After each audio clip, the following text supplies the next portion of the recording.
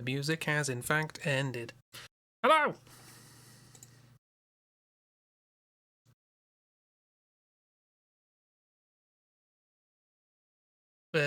You killed my bot.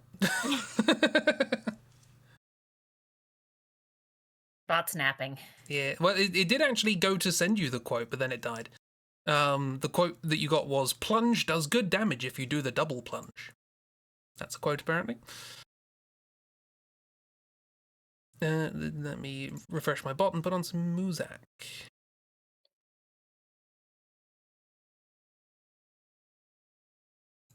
Perhaps? Muzak? Do you want to play? Is my whole computer dying? No, it's here, that's fine. Alright, 2026. Time to buy Cresp a new computer. What? I will do my best to earn money to do that. First though, new drawing tablet, because this thing ain't surviving the summer.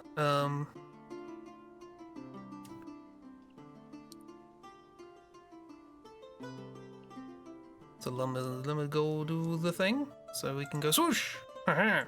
Look at that, we're in. We're here. I had a thought just before stream, which is that I consider myself very fortunate to be able to have enough friends who want to do things with me or around me, that I can do 2 streams in a row with friends with no overlap. Yeah, lots of friends, and I'm very happy. Yeah, we're here with the Ragdoll and Miss and Bear. We're gonna doodle. Since Jeep ducked out it for drawing today. Miss is confident.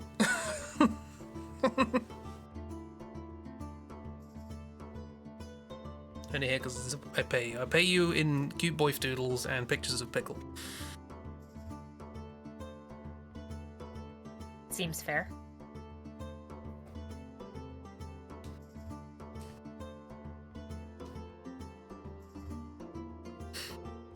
So here's the thing. This implies that Miss is a video game boss here. Yeah.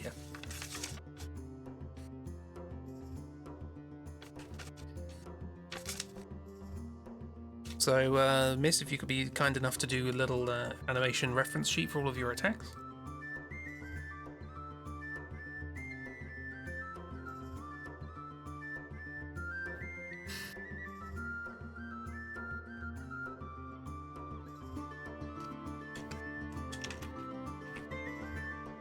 I mean, it could be like a more 2D sprite game. Which, granted, do sometimes have animations, but of a different sort.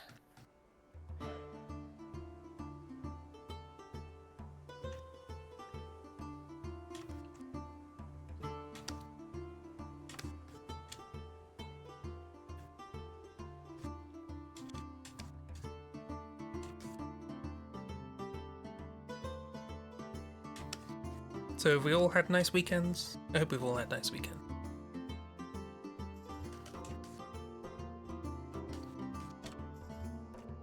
It's been fine. Spent most of it just watching the GDQ finale. That seems to be, well, it seems to have been the whole thing for the week. There's a lot of people just, I'm just gonna watch GDQ. I tend not to partake at the time, so There were probably have much to catch up on. GDQ Games Done Quick, speedrunning charity-a-thon that happens twice a year. This was AGDQ, Awesome Games Done Quick, as opposed to SGDQ, which is Summer Games Done Quick.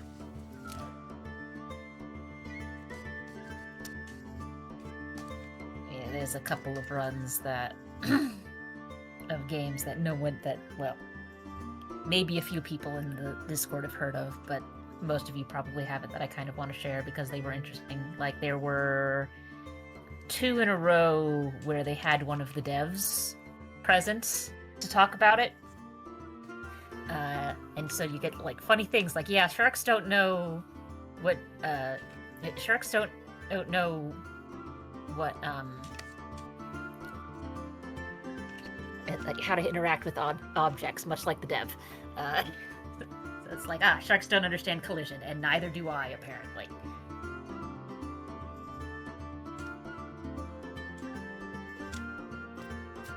But the ASMR channel Games Done Quietly, no. I'm sure it probably exists. I mean, there are plenty of... GDQ is not a quiet marathon, so if you're if you're wanting peace and quiet, it will not be happening at a GDQ marathon. Now, if you want stupid memes that get run into the ground repeatedly across 7 days,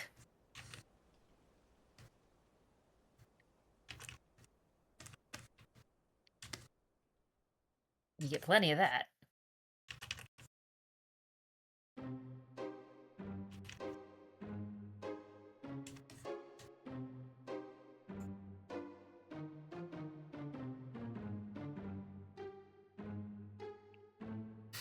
Scrolling for reference.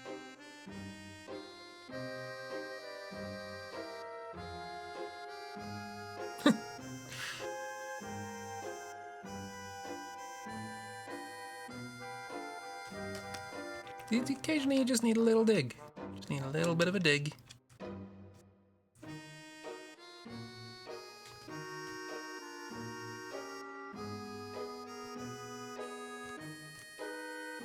Actually, now that we've talked about it a little bit, let's go ahead and share into the Discord one of the ones that it's like, yeah, no, I just need to share that because it is silly and cursed. So, it's a 24-hour, nearly 7-day marathon, so they also have games going when folks in the US are asleep. And it is tradition that they have a block of games during the summer called Silly Block and another one during the winter called Awful Block, where they just play really bizarre games that like 5 people have heard of. Would it surprise you to learn that that's my favourite part of the marathon? It's one of mine too. So you get nonsense like, that's a cow.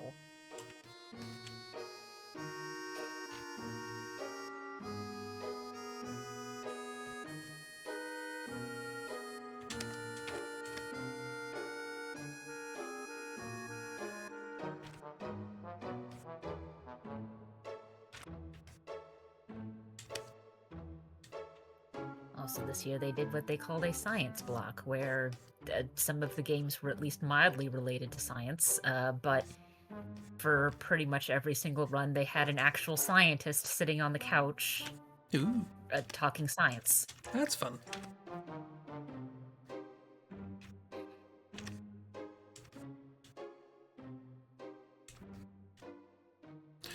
Been watching Karina Drawfee play Digimon. Nice. Oh boy. Yeah, it's been a while since I've interacted with any sort of Digimon media. But the last time I looked at anything, I was sitting here going, I see. Some of the Digimon designs have gotten even more cursed.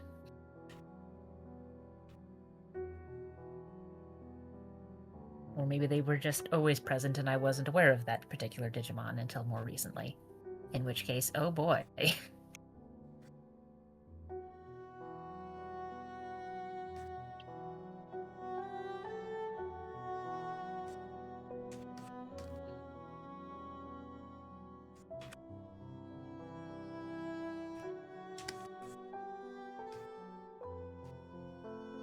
Fish person.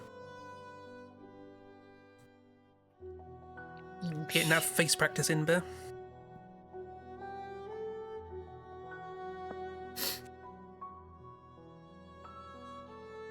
Also, the gills being on the face is an interesting choice. First of the year. Gills can go wherever when you're doing stuff like this. True. But it does have implications considering what they do.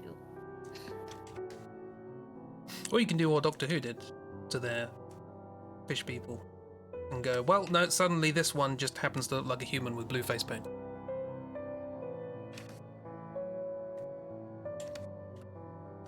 Yeah, but half the time Doctor Who is running on a budget of 3 shoestrings and a pack of lint. That's true. But this was a spin-off, explicitly built around these monsters. Hang on. I will show you the sea monsters, and then I will show you the main character of that series. I mean, you're Sea Devils. You're assuming they gave the spin-off more budget than It was funded by 5 Disney. shoestrings and a pack of lint? What?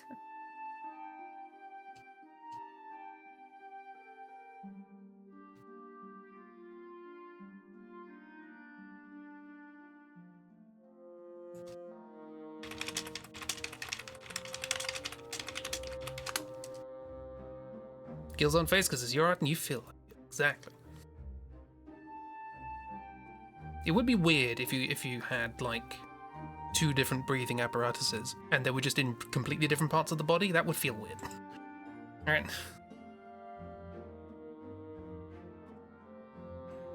See, now I'm gonna have to look up how it works in animals that have both, because there are some animals out there that do have both. Hi, Plamp. I am sharing pictures of things from Doctor Who. Spot the difference.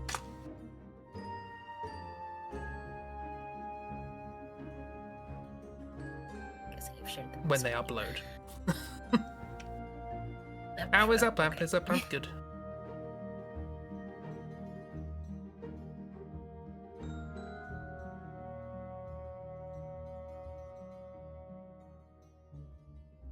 This is a sea devil. This is apparently also a sea devil.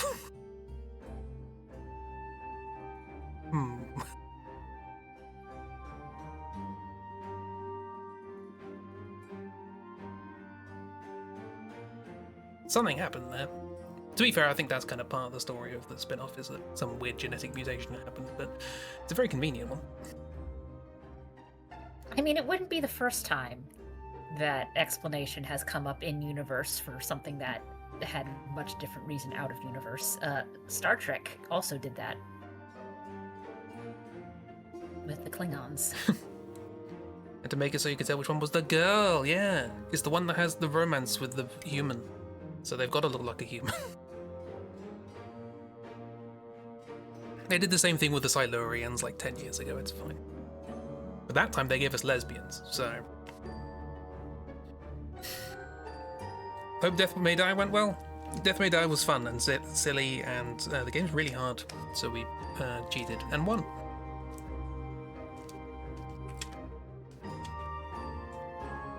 You recognize those weird Sailor Moon / cat ear / hairbun situation? Yeah. Drawing... all of my drawing ideas for this stream are RPG, which until Plamps came along, nobody knew anything about, or yesterday's stream, which I think only Ragdoll knew about, so... I went with RPGs. I mean, what is an RPG but not the smallest fandom imaginable? Neat.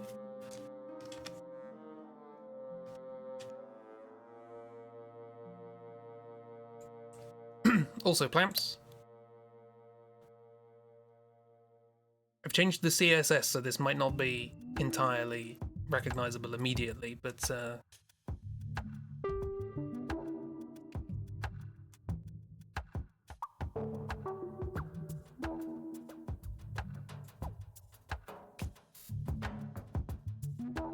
I was gonna do things this afternoon.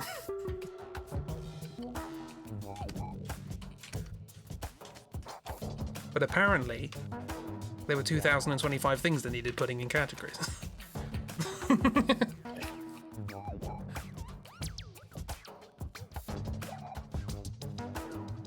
So yeah, mega connections was my afternoon. As well as finding voice lines for a thing. So it wasn't entirely unproductive, but... I'm not staring at that for 6 hours on pure bright white. I'm going in and changing that CSS. Thank you very much. I did the same for connections as well. My connections has a dark background. Because once you learn that you can change these things, you get to tell the internet what it looks like.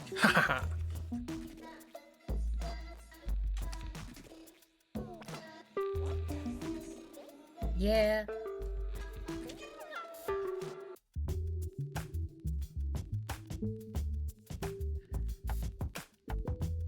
More websites should let you do that, just sort of natively. Because, so AO3 actually has a built-in skins system where it's got a couple of defaults where it's like, here are skins that just already exist that do a couple of different potentially important things, but also you can just edit them and do whatever you want and save them, so you can have different site skins that do different things, and it's just saved there on your AO3 account along with your 50 bazillion bookmarks. Nice. If anyone's interested in trying this themselves and editing CSS, I use a plugin called Stylus. And you can just set for any given domain additional CSS to put on top of it that'll just override whatever's there. So you can change colors. And my favorite thing to do with it is to pick things I don't like and go display none, and then they just don't appear. My favorite one, I can't remember, was it for YouTube? For one website, I worked out that they kept using the same tag for every element on the website that had something to do with AI. So I just set that tag to display none, and now I never see it anywhere. I was like, brilliant, one line of CSS code, and I can just get rid of all the AI stuff. Hi, Bet, nice. How you doing? Yeah. uBlock Origin on browser has a sort of similar thing where it's got an element picker and you can just sort of like, hey, uBlock Origin, see this element? No, you don't. It's gone now. I've done that for a couple of things, including some petty things. The previous state superintendent for education where I live decided to just paste his face at the top of every page of the state education website. And I hated looking at his face because he was a bit of a fuck. So I just went, cool, we're deleting his face. We're just never going to look at it again. If you spend a lot of time on the internet, it is very cathartic to learn some CSS. For those of you who don't know, CSS stands for Cascading Style Sheets, and it's the thing that makes websites look the way they do. It tends not to change function. It's all about the look.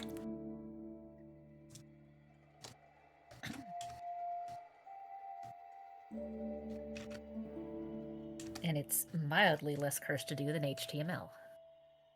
Yes. CSS feels less like it's going to explode. It does, when you're making stuff, it feels like it's going to explode. Because nothing... You know that thing of like trying to move, like click and drag a picture in Word? And just everything explodes? That's a little bit what it's like to mess around with CSS on a website.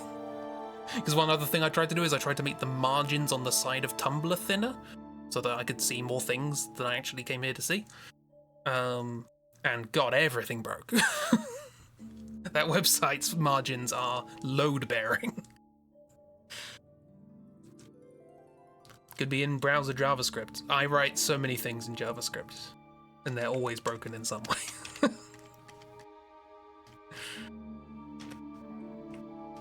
All my website functionality is JavaScript. Which is why up until recently actually scrolling through comics was almost impossible.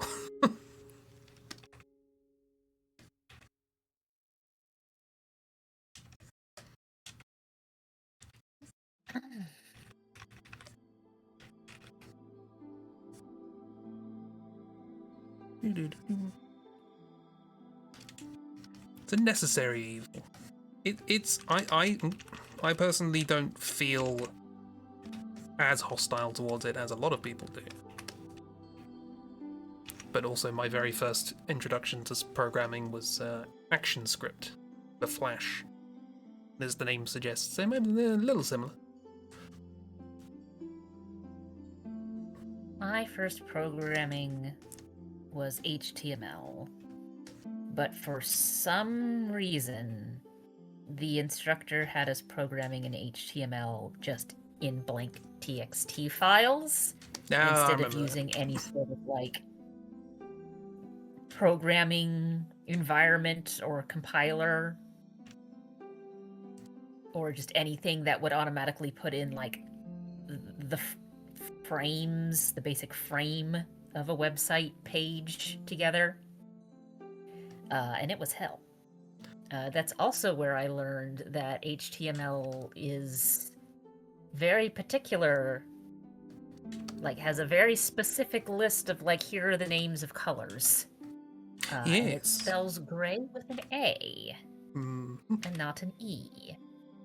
And if you give it a color name that doesn't match any of its color names, it just sort of makes an educated guess until it's like, okay, it matches up to these letters, so it must be this. So putting in gray with an E gave me lime green for some reason. Where's GRE? This is the closest it could find. Perfectly reasonable.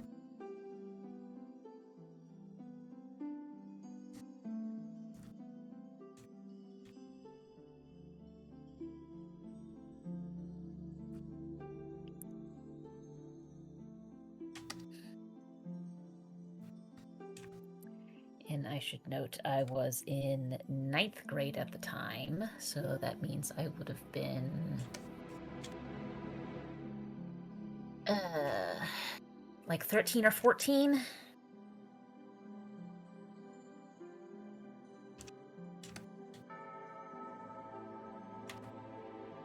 See, now you've said that, it does remind me that we did do the same thing. We learned how to make HTML from a text document, and I remember thinking that it was inscrutable magic. Like, how can I open up a text document, write some words, and now a website's there? That doesn't make sense. Those are two different things.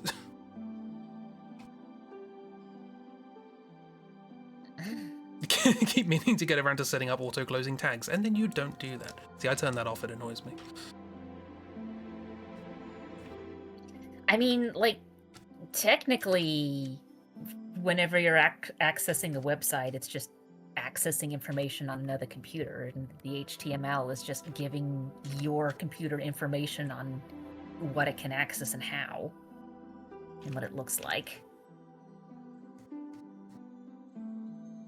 And, like, for a while,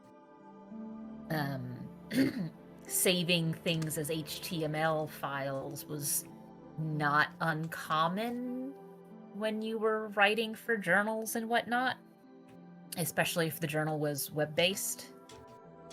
And I know this because a gentleman, a mathematician by the name of Keith Devlin, wrote a bunch of articles for a mathematics educator journal.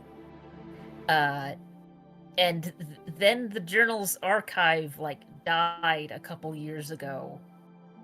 And I went, oh no, because I use some of his articles from that journal archive for assignments. And he went, cool, I still have the HTML. And you know what's really easy to do with HTML? Put it on my website. So it's now on my personal website. I do save all my HTML locally, because it's cheap to do that. Just words. You know, if YouTube dies, I've lost all of the VODs and stuff. I don't keep that because videos are big. But HTML, that's just a very small thing. A couple of kilobytes here and there, sorted. Yep. the biggest part of any web page are files that the HTML might be referencing, like videos or images. Yes, Plamps. If all you need is the HTML from a website because of slow internet, it's real quick compared to images and such. Any website that has a reader mode, always welcome.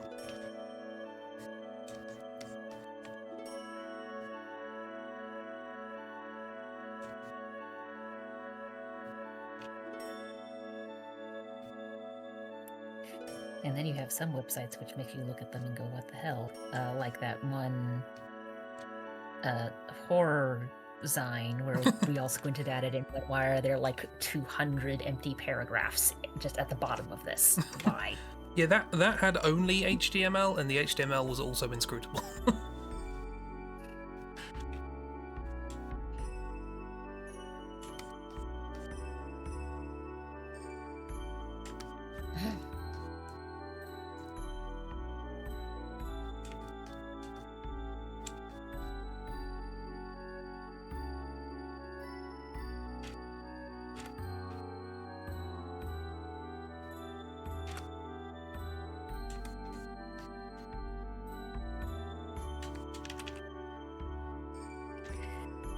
Yeah, Anyway, file sizes are also why whenever I've looked at, like, I don't have an e-reader, but I've kind of been poking around, and with some of the ones it's like, here, you can save this multiple thousands worth of ebooks or like 100 audiobooks.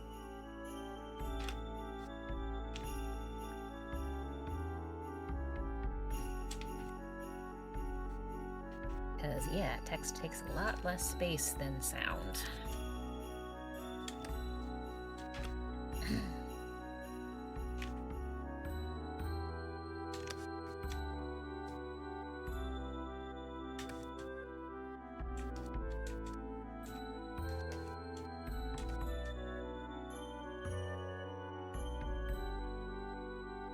Yeah, and that image size thing is why a big part of my Discord decided to stop accidentally being a free media host. I remember so many people prior to that happening just bragging about, like, oh yeah, I just host all my files on Discord. It's like, it's just free, you can do it, it's great. It's like, yeah, you know, it's not sustainable, right? They're not an image hosting platform. That said, you know, the egg on my face, I used Imgur, which is a image hosting platform, which I can't use now because my government's stupid.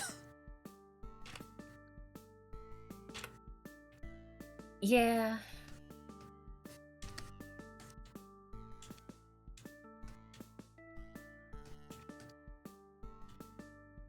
So I'm not going to sit here and go, haha, I was all high and mighty, because I also was screwed up. I mean, at least in your case, it was I've used a platform that's designed for this, and then people who don't know what they're doing decided to fuck that and a bunch of other things up.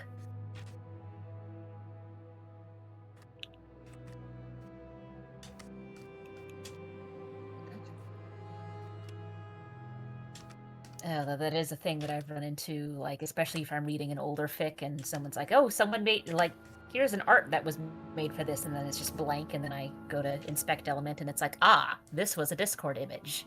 Time to leave a comment to let the author know, hey, by the way.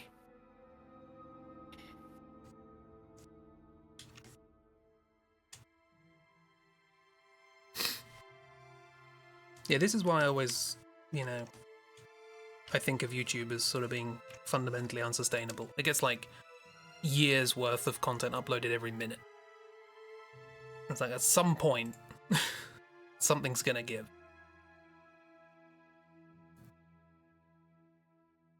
And I don't know how they're gonna do it, necessarily. I don't think they're gonna collapse all in one go. They might just go, right, we're gonna set up a little algorithm that's gonna flag videos that are very long and have no views. And, you know, anyone who doesn't object will just have those videos deleted. And then just sort of make it bigger from that point, which is a good big target for my VOD channel. But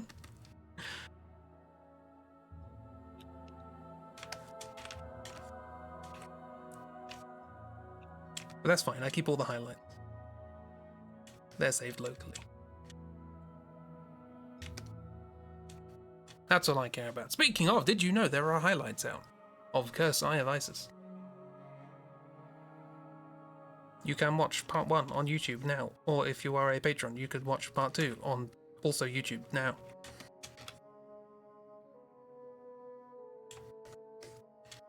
Also, please watch with subtitles, because I wrote those by hand and they take a day.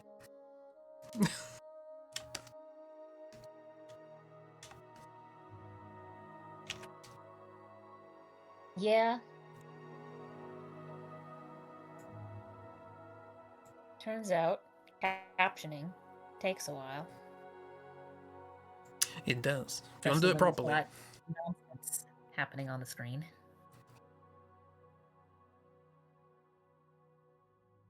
Thinking about setting up a beefy local storage solution that isn't just a big old PC. Well, if you do, share information. I am also interested in learning things like that. We'll be cheering you on from the sidelines and also taking notes. Yeah, I need to figure out what to do with my various media.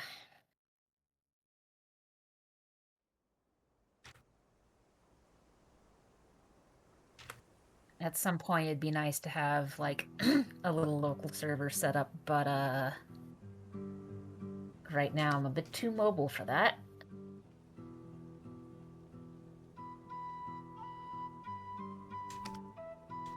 Also, I need to go through my 2 old laptops and figure out what I'm scraping off of them and what I'm doing with them.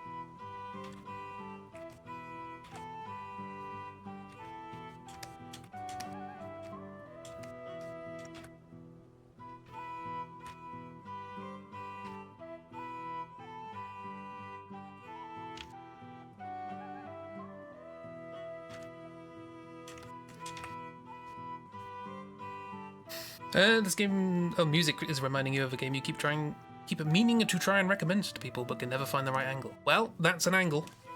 Go for it. Speaking of angles, what's everybody doing? Hands and faces. Good faces. The opposite of angles. See, I know there are many reasons I shouldn't be thinking about things like this. But when Bear says stuff like, oh, I really need to practice like female or feminine faces, and then like this is the first 2 faces they do. Like if I drew those, if I thought to myself, I need to practice these faces, and I drew either one of those, I'd go, right, cool, job done.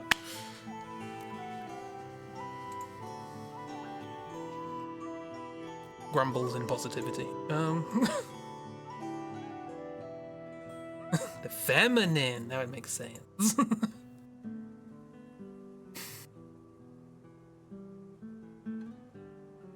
Very kind.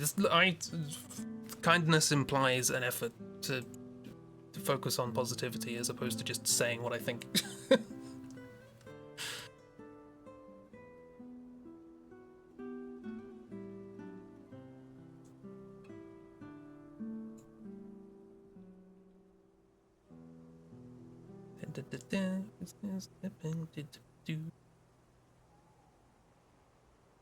I mean, That's fair, Bear, but also in a lot of cases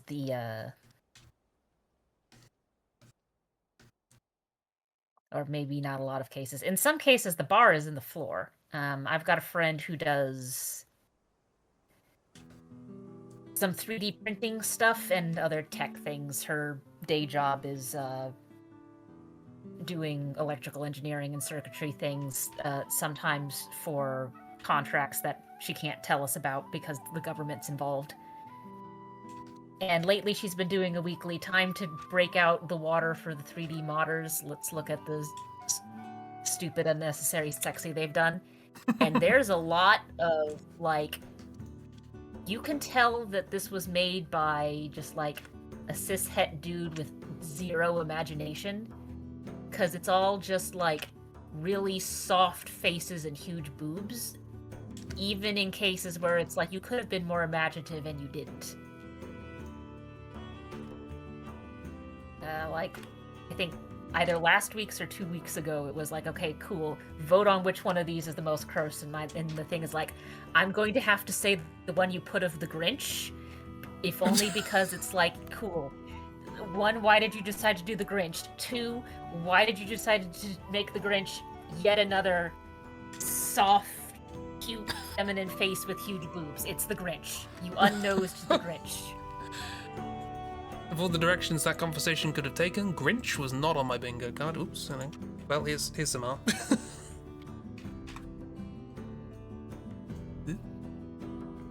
Sorry, Sawyer. I showed everybody your cool art.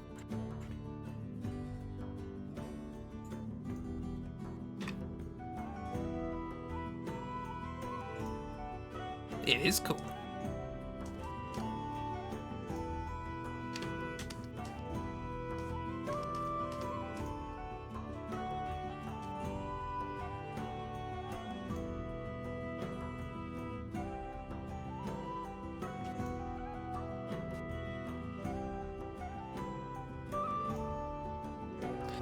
It's the Venn diagram of people who liked Obra Dinn and the occasional puzzle type management game, and people who aren't afraid of a reading being a big part of the game, and also people who won't be put off by an incremental game, and therefore limiting the amount of progress you can make in any given setting.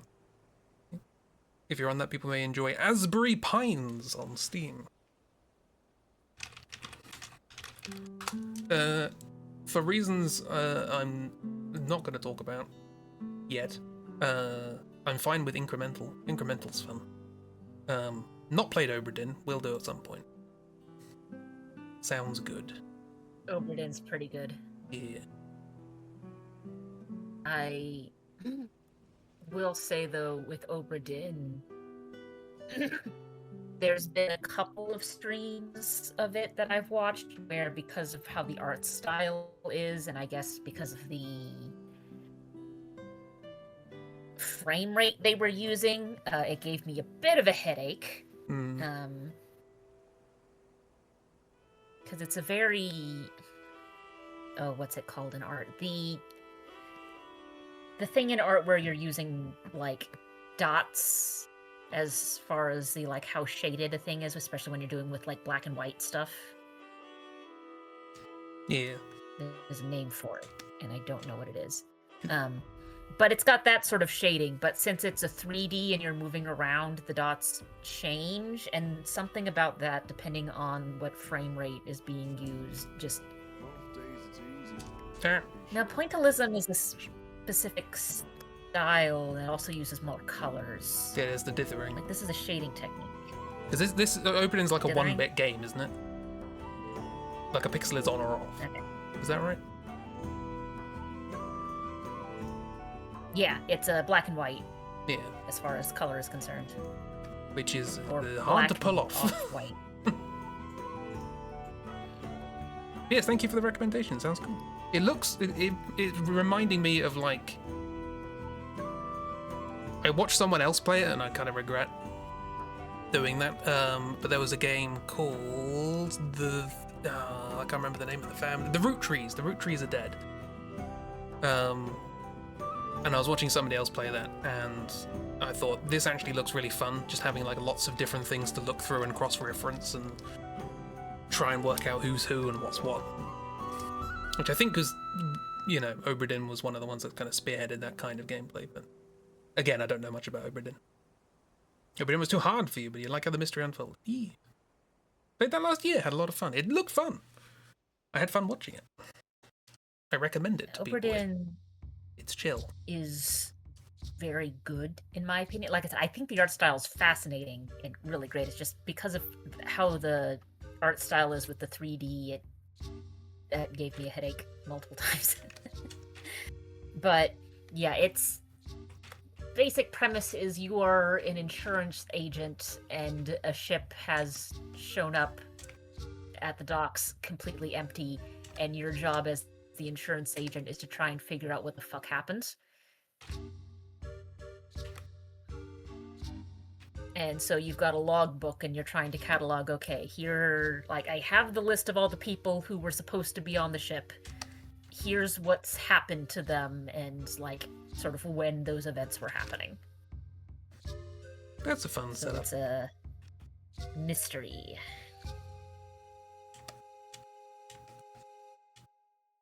Insurance broker detective is a fun a fun setup for a mystery, I think. Yeah.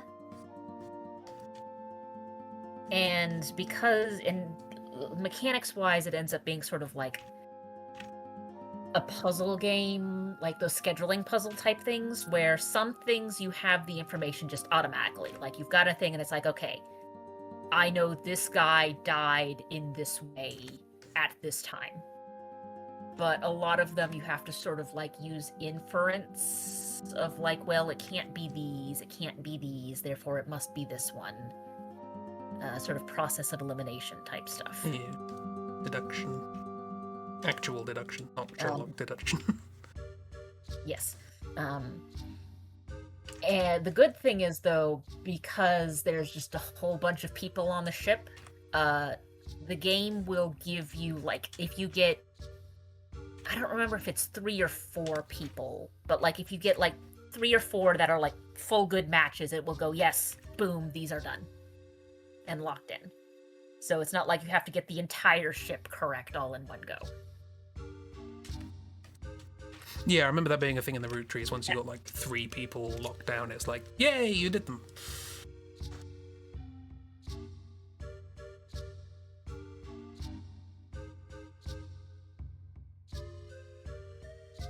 You can use 2 your shore off to try a third. Yeah, fun. Mac screaming, no! Look after Mac. Please. Also, go grab some nice stuff like chocolate.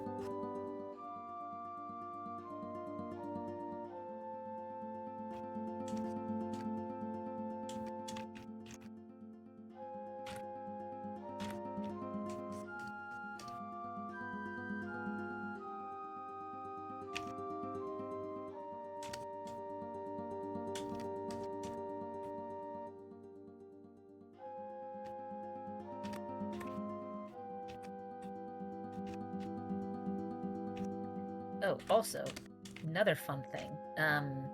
Oberdin has a voice cast.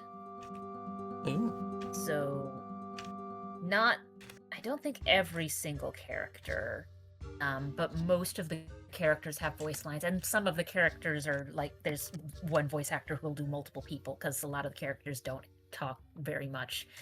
But one of the things that they did to, like, I guess, keep people honest, is that in the credits, they credit all the people who voice the characters, but they don't credit which character they voice by name.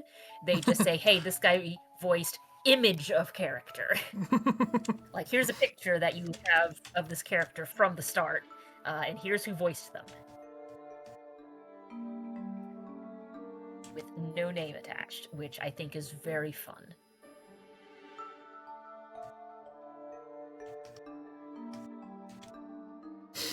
I also hear, you ever get 3 words into a sentence and then the thing you're about to talk about completely vanishes from your brain? Yeah. There's another game that has a deductive style like that, where you've got to sort of piece things together from, like, context clues of what's happening, but also like learn the societal rules as you go. I only saw like the beginning of someone playing it, and I thought that's really cool. Curse of the Golden Idol, that's the one. I don't know how deep it goes into that sort of thing, but I remember one instance of some like you have to work out what the rules to a card game are in order to understand what the motive of somebody is in playing a particular way, so that you know what actually they were trying to do while they were there, which is just a really neat idea. That you have to learn about this world to understand what the person was thinking. Again, I only saw the beginning of it, but I thought that's a cool way of making a puzzle game. Also, look at them hands. And look at them faces.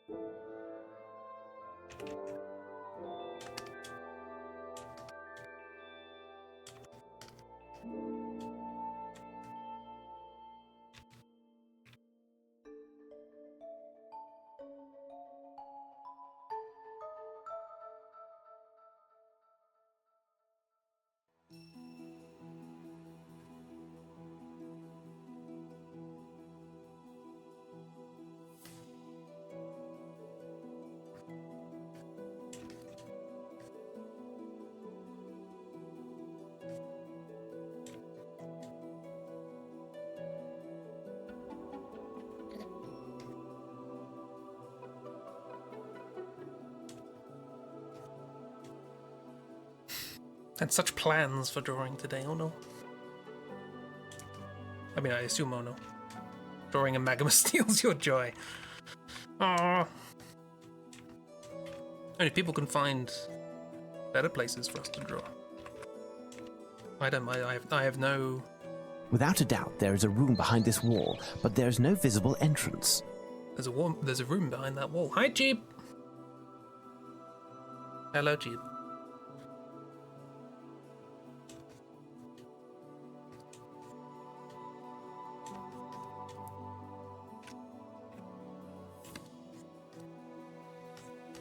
How am Jeeb Bidoo? Frames! Yeah, I should explain what I'm drawing. This is from Jeeb's new RPG, Crooked Moon,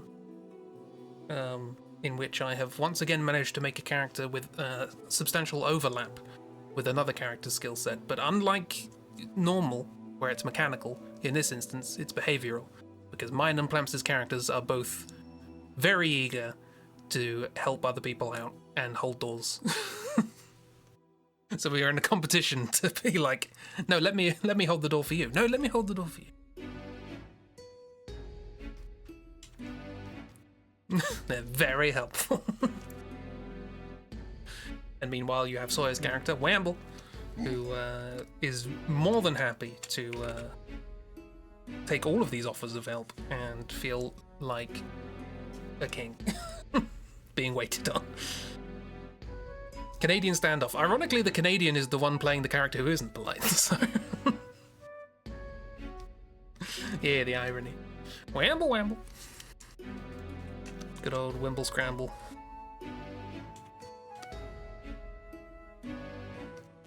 Yes, it's Plamps' character Lenore and my character Saltarello. And wamble.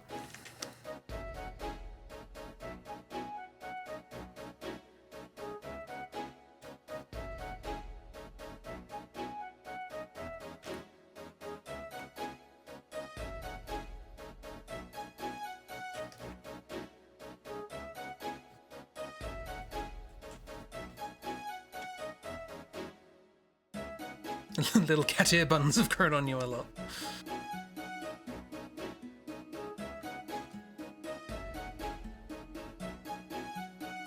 I mean, of all the characters in our group, I feel like Lenore would be the one who could just turn up looking completely different and not mention it. Be like, okay, yeah, okay, you look like that now. Good old Wamble has definitely not already stolen something from one of the major NPCs in the game. Before we met them. Oh, hey, a train carriage. It's got money in it. Let's steal it. Oh, hey, lord and lady.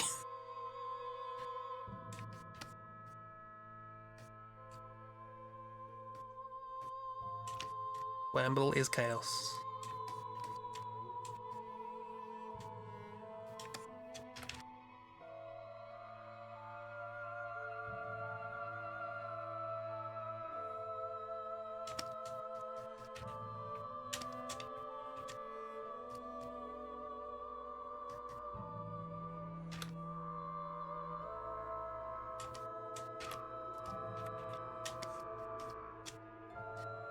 If not for stealings, why portable? Exactly.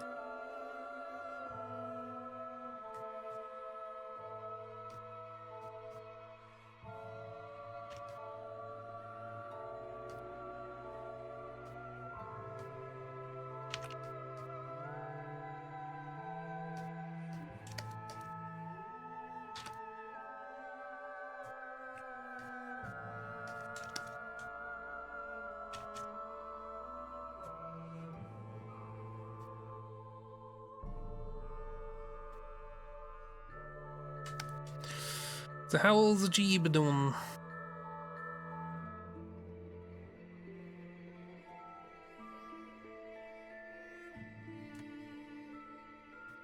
And also, yeah, if it wasn't already apparent, Jeeb's RPG starting up on Fridays was the reason I was not there on Friday for any potential Lupin hangout. The reason I wasn't there yesterday during the day for work hangout was I forgot what day it was.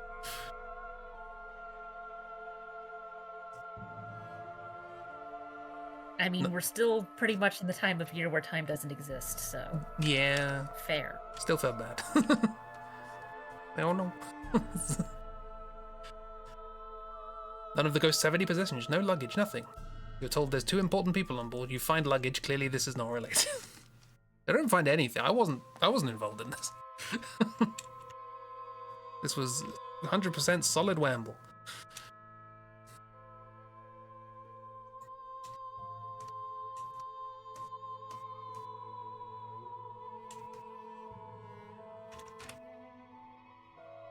Wamble and map. Yeah.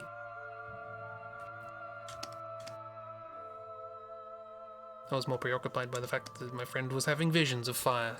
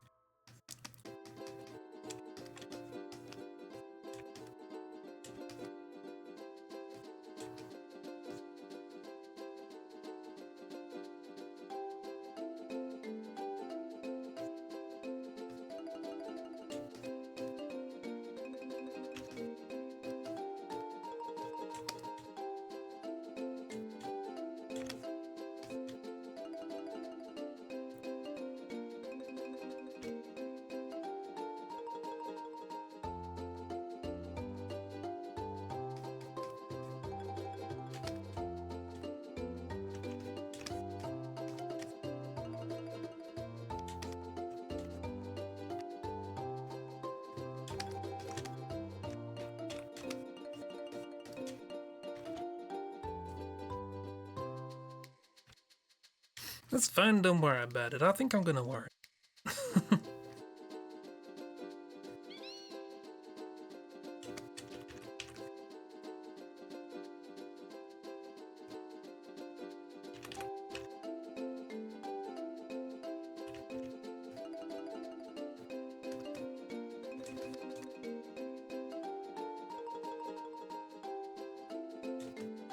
What if, instead, you don't? Well, what if I do?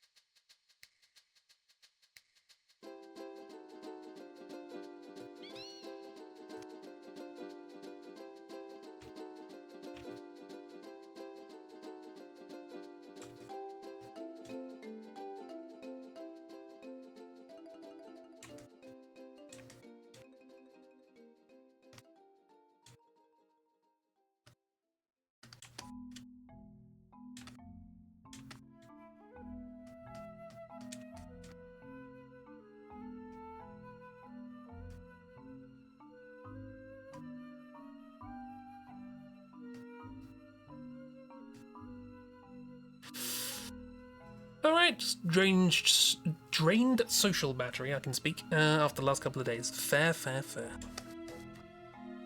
Starting RPGs, playing games until 1 o'clock in the morning. Much going on.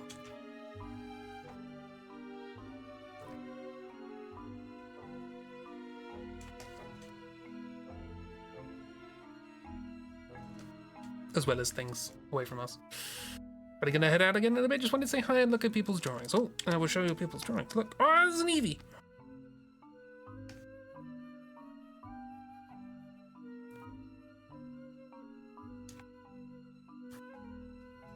Here's an Eevee. Good art. It's bad, just casually doing that on stream. Bear flexing.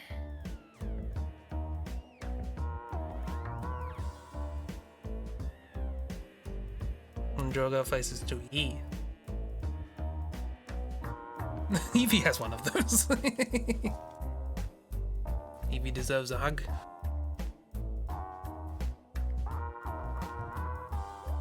I said something very similar earlier, Cheap.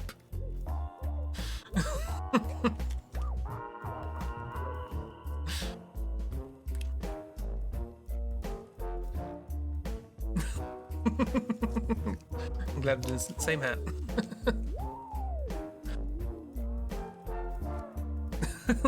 Oh yeah, clearly. Clearly Bear needs the practice. I mean, look at that.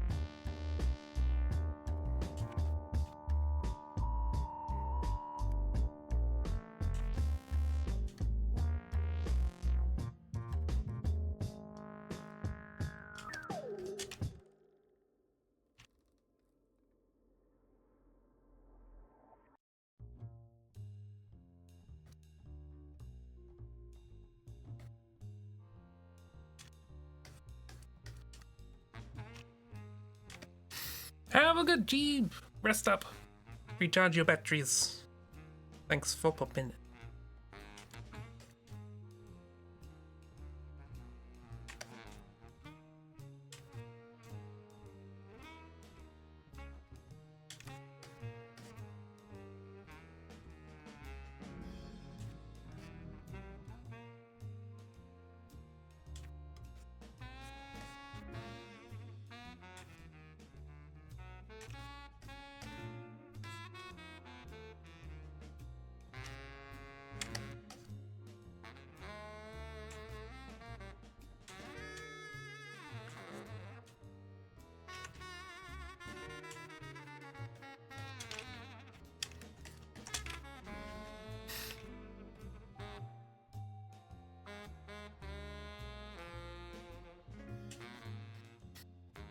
Oh, here's a thing I could canvas opinion on.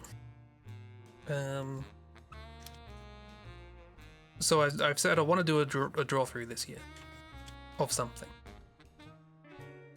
and I keep umming and ahhing over what to do.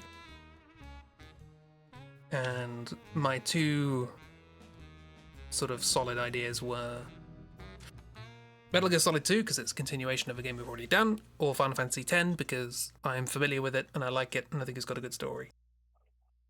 But also we've done 3 others. But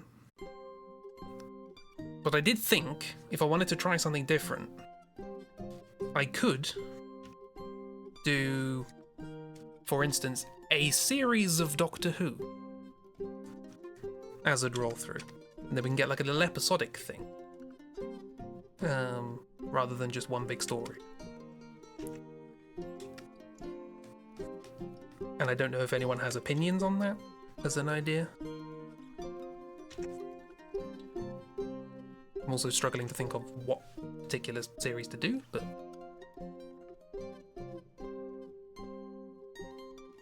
Only.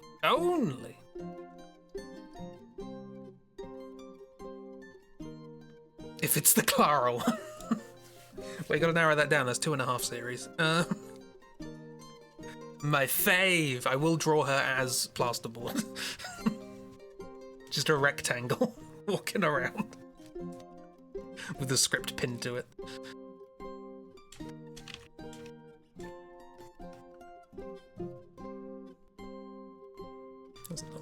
Didn't draw that very well.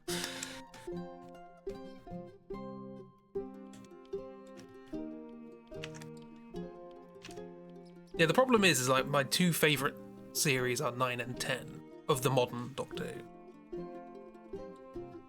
But they are... 9 is a continuation of the second half of 8. No, 9 is a continuation of 8. And is sort of the conclusion of Clara's, quote, story, unquote. So that doesn't feel like a great stepping on point. Series 10 does feel like a good stepping on point because they kind of designed it to be like that. You know, ratings were down, they've been going for 10 series, and they were like, how can we get new people on board without alienating them with all of the absolute nonsense this series has? So they were like, let's try a little kind of mini reboot sort of thing, and try and make it accessible. You know, new companion, start from scratch. Is that Clara? That's too colourful to be Clara.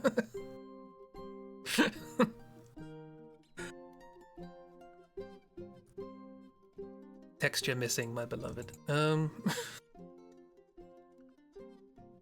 we could do Series 10, but the problem is that there are reveals in Series 10 at the end that do actually only make sense if you have seen like Series 4 or 3.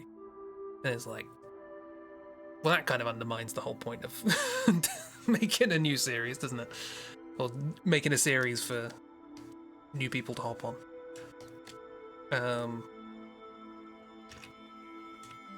So I'm kind of tempted to do the first series of the reboot, quote-unquote reboot. There's a couple of issues with that. We can sidestep the issue of the fact that some of it is dated, because it was made 20 years ago, and things have changed in 20 years. You know, there is the clip that circulates a lot of the companion laughing at something the Doctor says and turning around and going, "Ha, you're so gay." It's like, yeah, different time.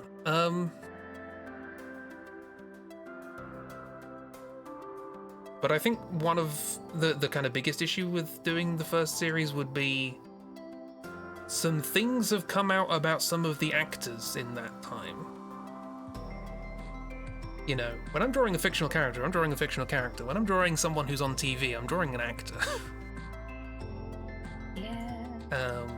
One of them has had some, you know, bad behavior that was swiftly stopped and apologized for, and they quite happily carried on working there fine.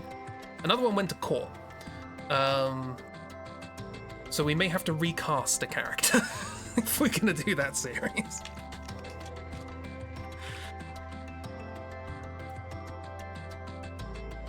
I mean, I'm perfectly willing with just replacing a character if the actor was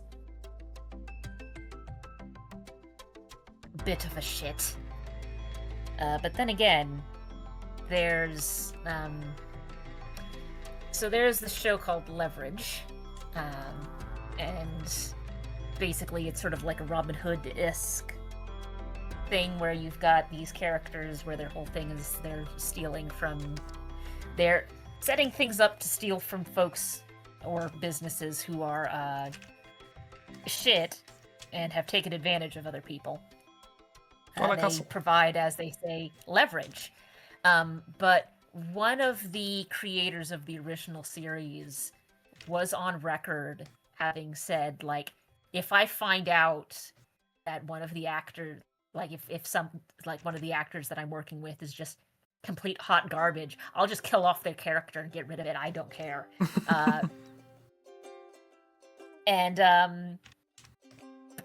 And so the original Leverage like went on for I don't remember how many seasons, and then it sort of wrapped up. And then, like, after that original part of it had finished up, it came out that the guy who played, like, the main character, who was, like, the head of this thieving group, was a piece of garbage human being. So guess what they did when they made a second continuation of it? They unceremoniously killed off his character and replaced him with someone else. Hooray! Standing by your word, I like it.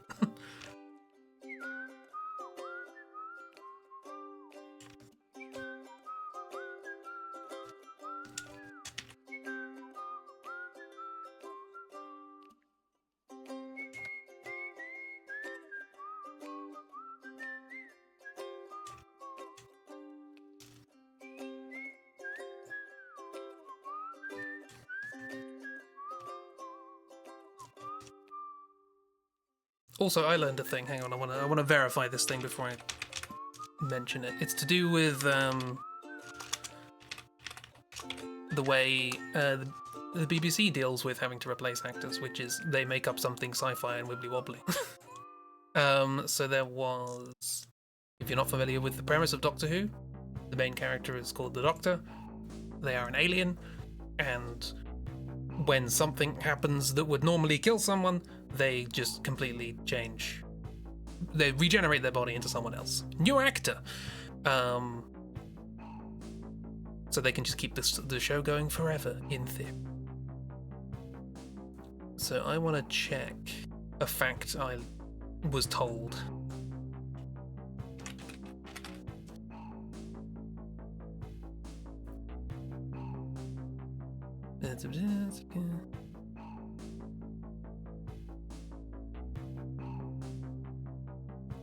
Right.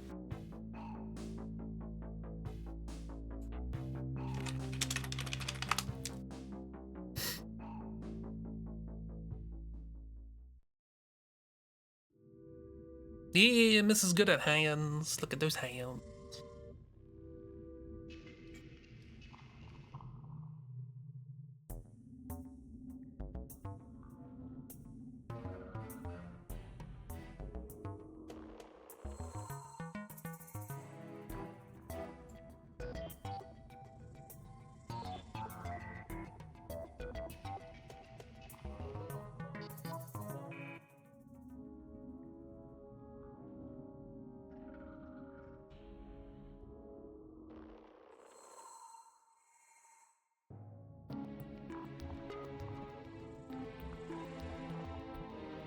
Okay, so the fact as I was going to give it isn't quite right, but it's still close enough to be remarkable. So I'm going to show you 2 pictures of people who have played the Doctor.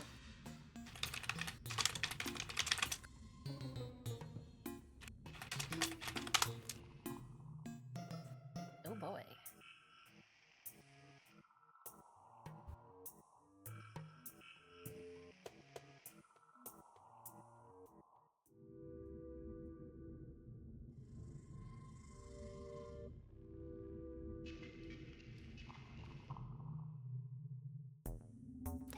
And let me get my maths correct for once in my life.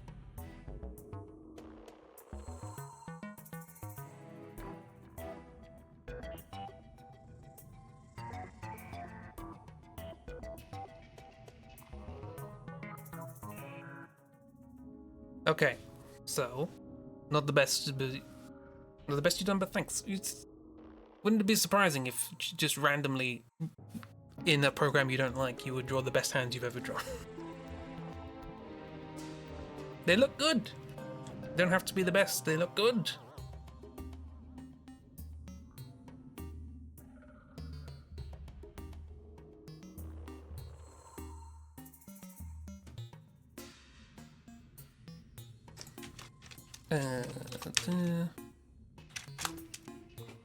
Sorry, I got distracted. I'm gonna do the thing.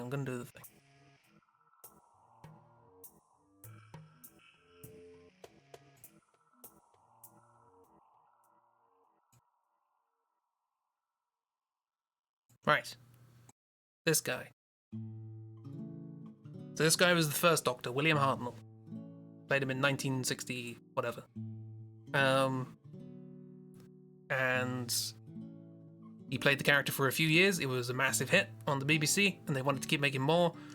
And as the story I've always been told is he was too old to play the part, he kept forgetting his lines. It was all not good.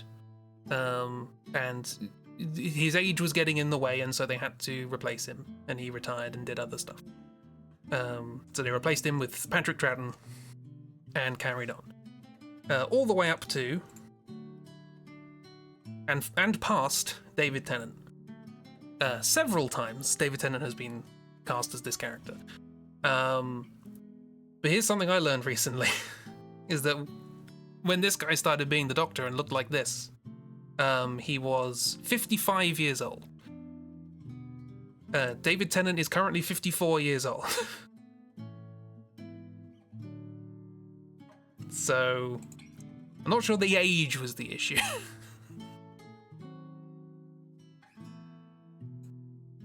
Just wanted to point that out. Aged like fine Scottish wine. David Tennant's doing very good on it.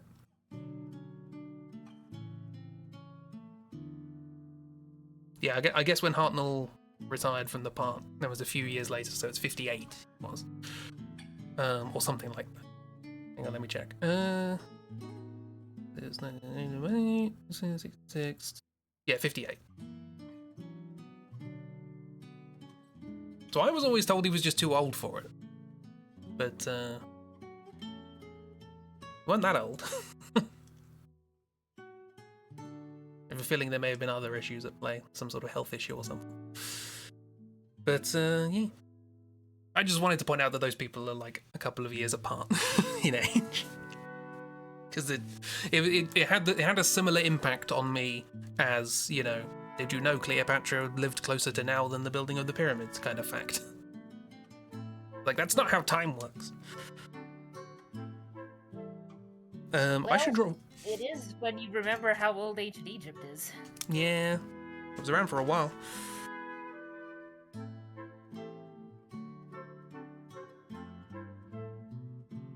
Like, we like to lump it all together, but there were multiple dynasties in there.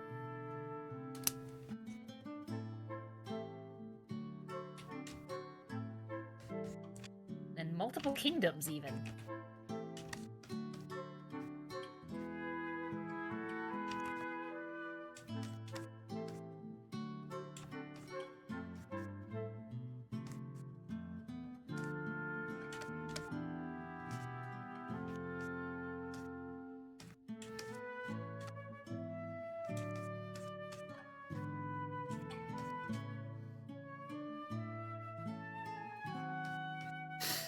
Well, you're getting McDonald's and they're desperate.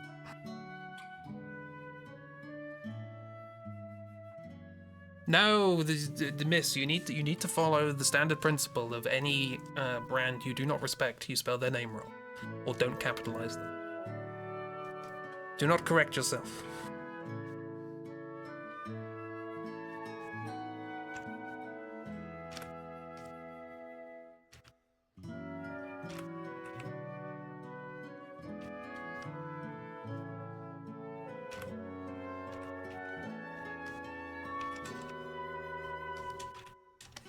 Soup!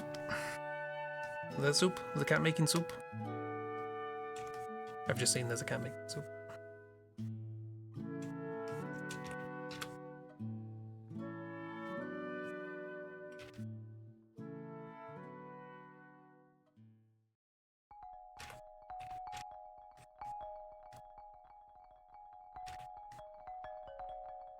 Slurp.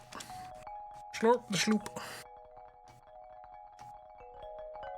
It is soup season. Space for ice cream. Ice cream? Maybe don't, like, boil your stuff for ice cream. It's mice cream. You don't want raw meat in ice cream? That's disgusting. I mean, I don't want any meat in ice cream, to be perfectly honest. I'm sure someone can make a nice bacon ice cream. I still am not gonna want it. Partially because I think bacon is a bit overrated and people put it in too many things. See, I think almost all meat's overrated. I'm not a vegetarian, but very much like most meat is kind of eh.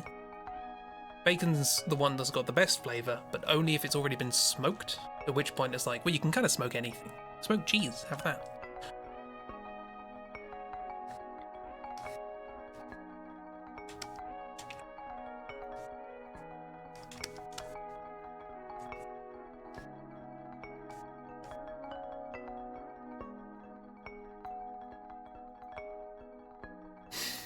Do you not cook the cream first for ice cream? Are you mixing it up with custard? I feel like I've seen people stirring vanilla into hot cream for ice cream. I mean, you would heat it up for custard. I mean,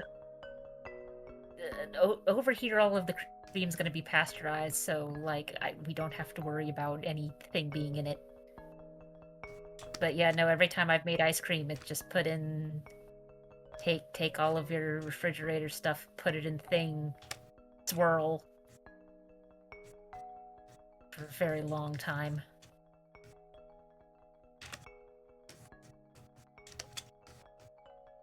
We made some in my chemistry class in high school.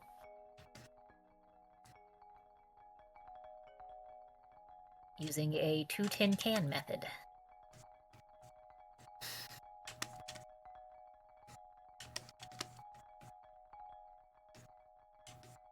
I've heard of a whistling kettle, I've never heard of a tooting can.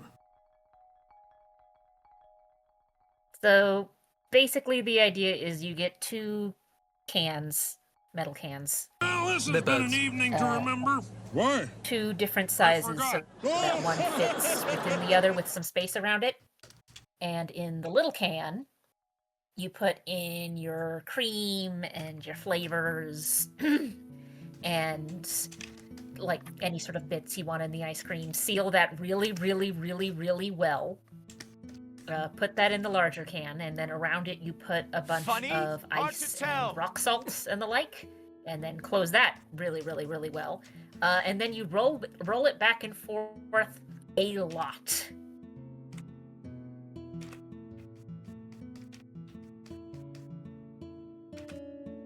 And we did not use dry ice because this was a class of high school students in a chemistry class.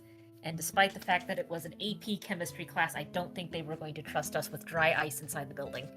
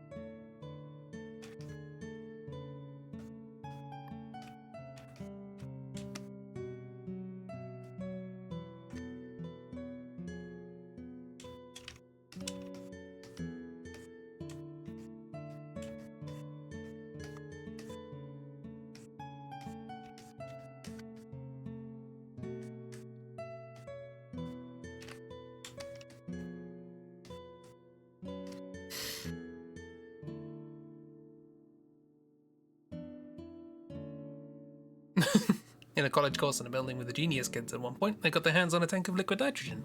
Made ice cream for everyone, then just froze stuff and broke it for the rest of the afternoon. It was good fun. I remember that at school. What can you stick in there and snap? It's a good time.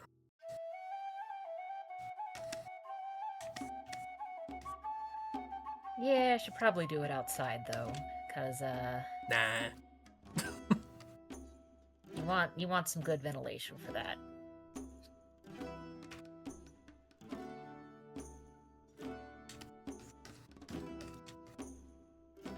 I would rather not call hospital during chemistry. Of course, I say that my coworkers who teach chemistry don't trust the admittedly legal adults that we teach with open flames. So it's like, cool, we are not using any of the Bunsen burners. We will be using other sources for heat.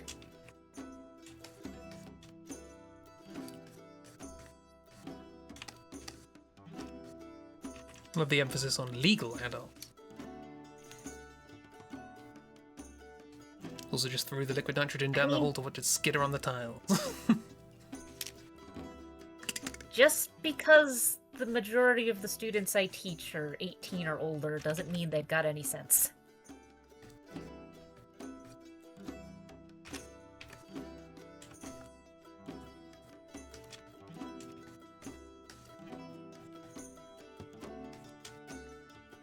Now, granted, there was another more practical reason why they decided, you know what, we're just not going to use any of the Bunsen burners. I teach in a... I'm going to say relatively old. I know that there's multiple campuses that are older, but our building is on the older side, and it's been renovated multiple times. So it took them a while to figure out where the off switch was for the gas. That's an important thing to know. Switch. So it's like, yeah, that's sort of an important thing to know if you're going to be using the gas Bunsen burners. So we're just not going to use the gas Bunsen burners.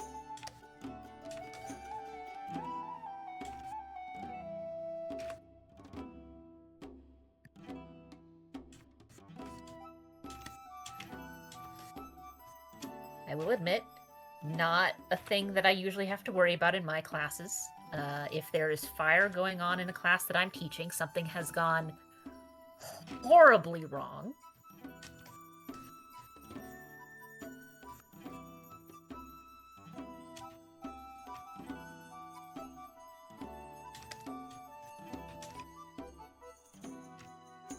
And considering that I'm usually teaching with or around computers, it's probably an electrical fire, which makes it even worse. Yay!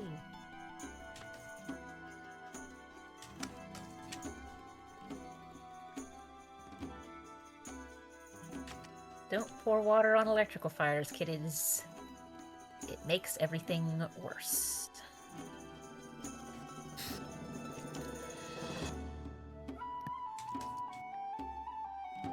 There, you have to throw rocks at it. I think you throw rocks at it. I think that's what Pokemon's taught me. I mean, sand wouldn't be the worst way of going about it, but like our computer lab just has a fire extinguisher just sitting in it. So that's what I'm going for first.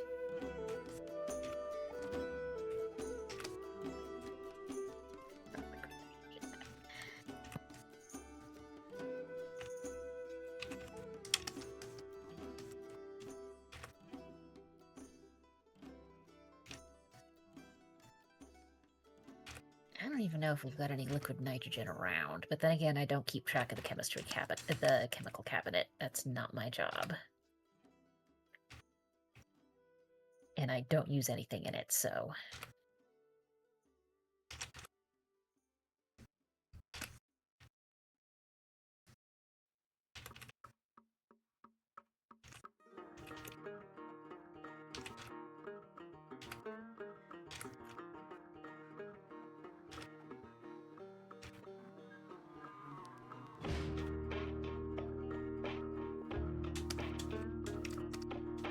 Yeah, throw liquid nitrogen in it. Be fine.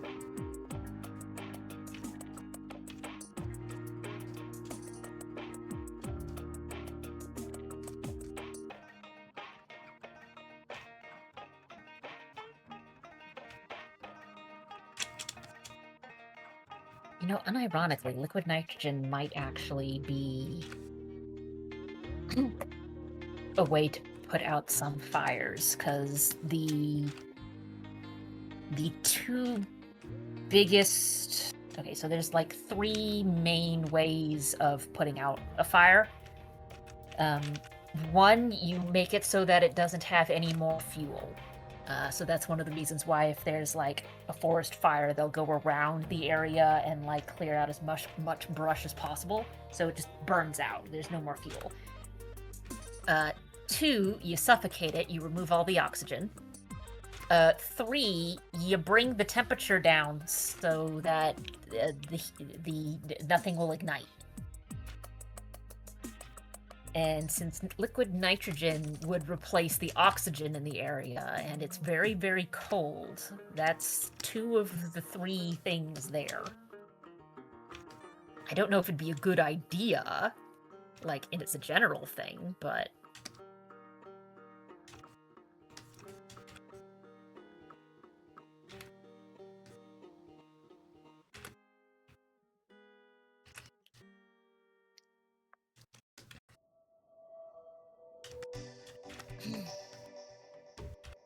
And I zoom out and there's more faces. More faces. No, faces.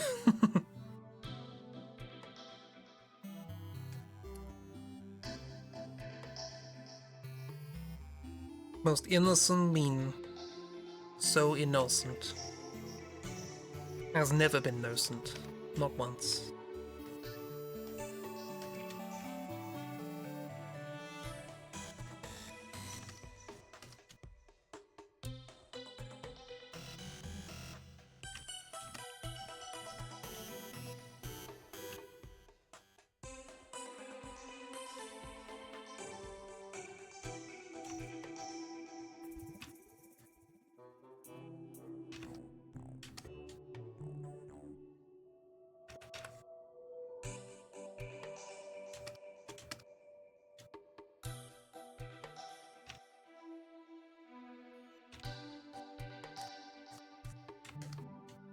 Bear's out here just cranking out 3 totally different faces. Yeah.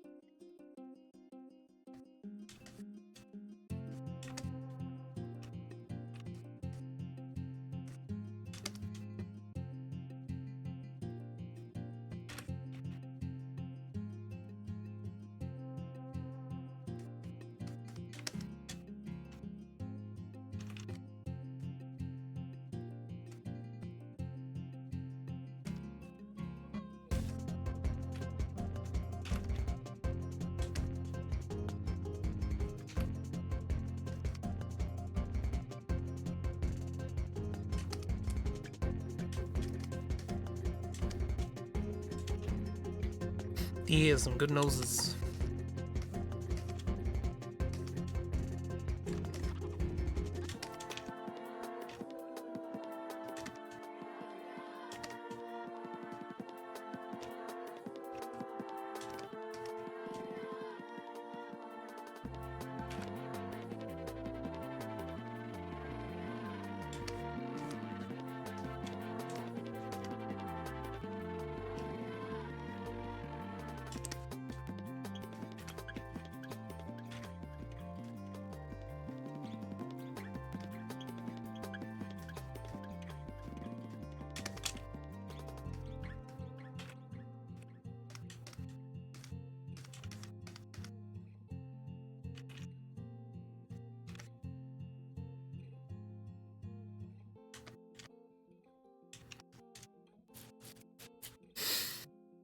Ooh, that's a good nose.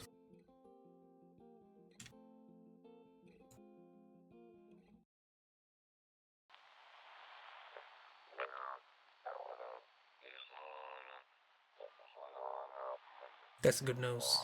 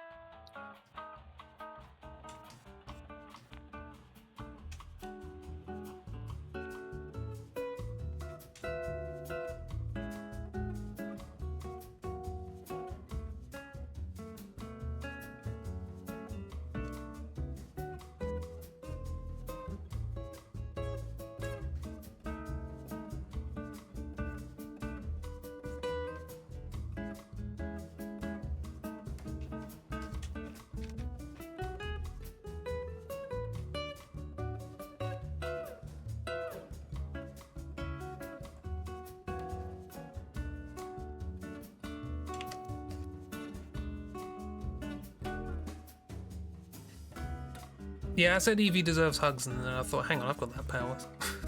I can make that happen.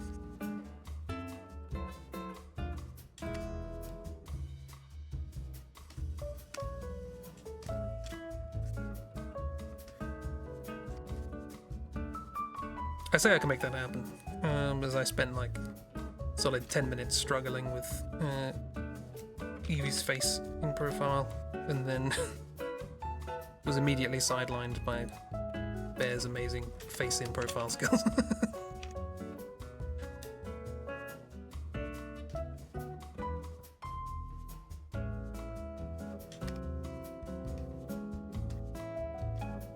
Funny timing.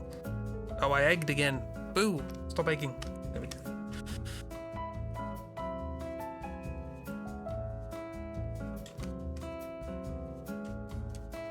She didn't want to use drawer either. Yeah.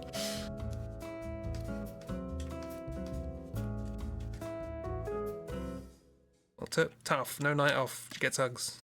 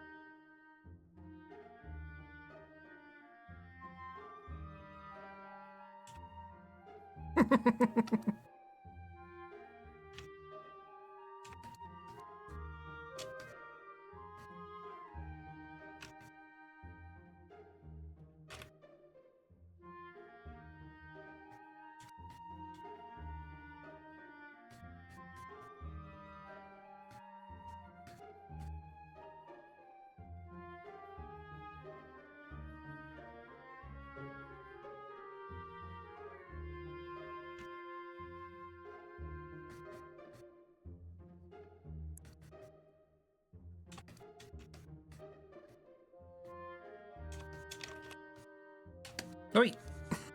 Where'd that go?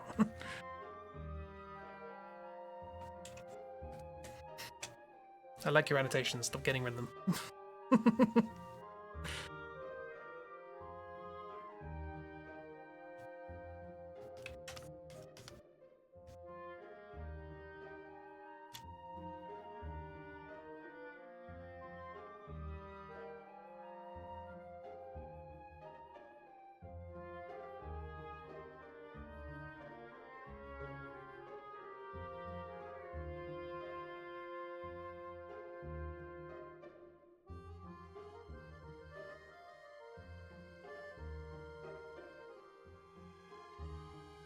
Didn't get to finish reading one because you were fetching ref? Skittish.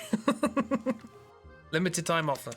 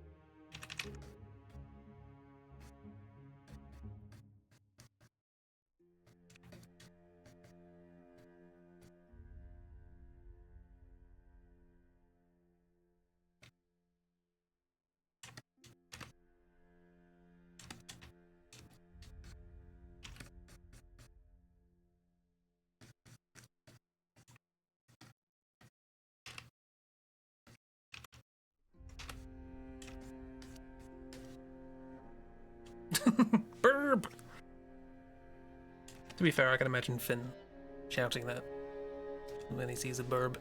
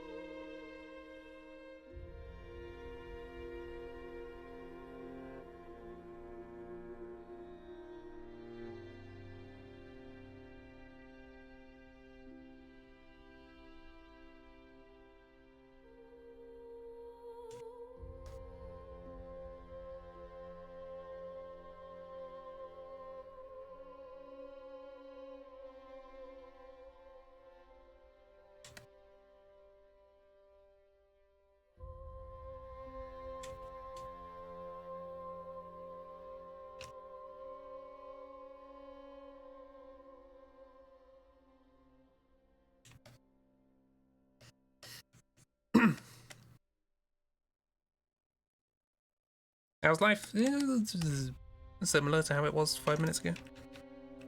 I just mentioned that I can imagine hearing Finn shouting burb at a burb.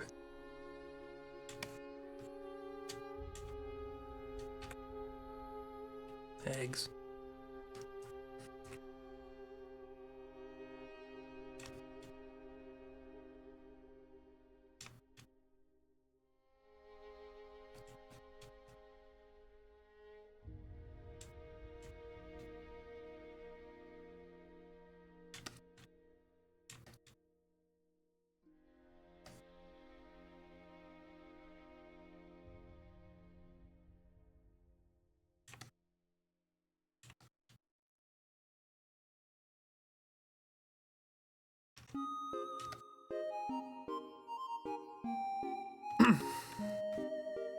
Teeth? Teeth?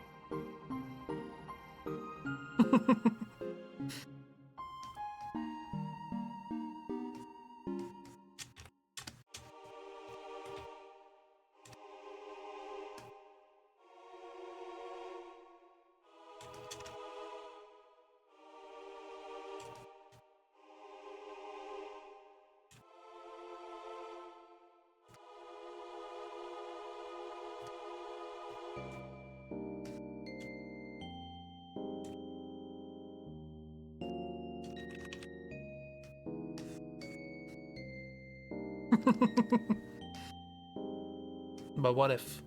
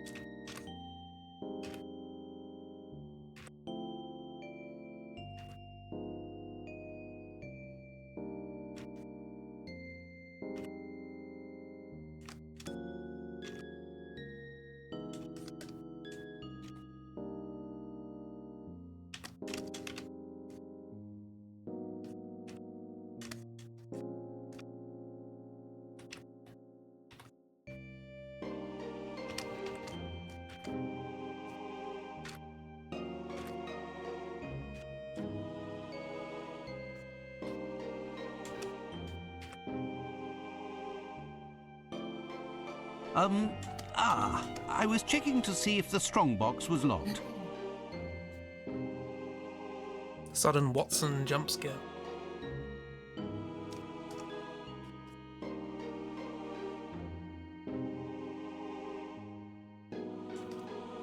Yeah, got me.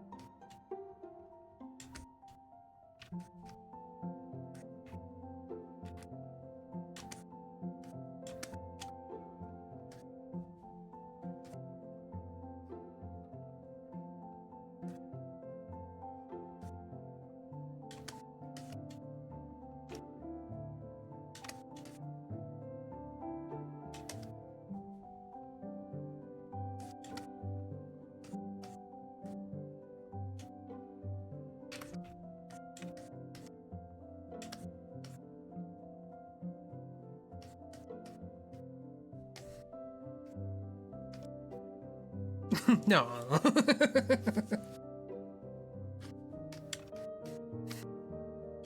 But it's a present.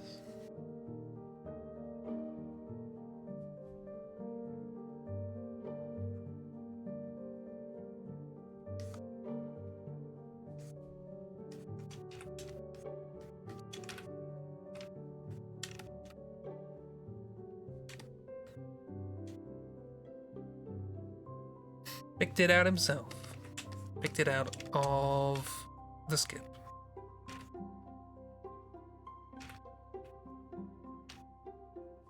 I like how, since this is just the fishbone, that implies that either he went digging around and found a fishbone, or he had a fish and then he eated it.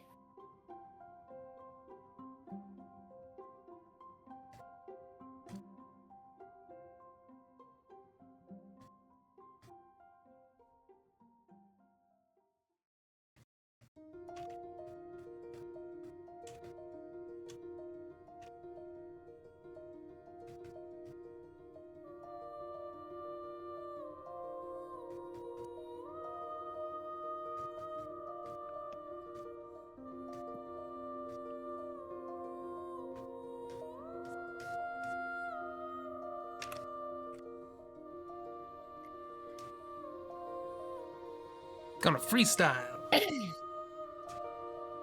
The freestyler. Rock that microphone. Boop, boop. We cannot disprove that that is what you're doing. What with being muted and such.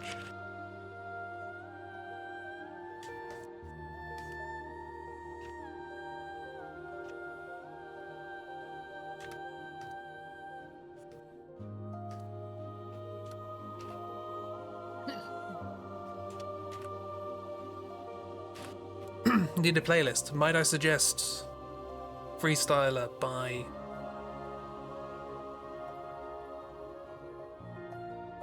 Bomb Funk MCs? I can't remember who did that.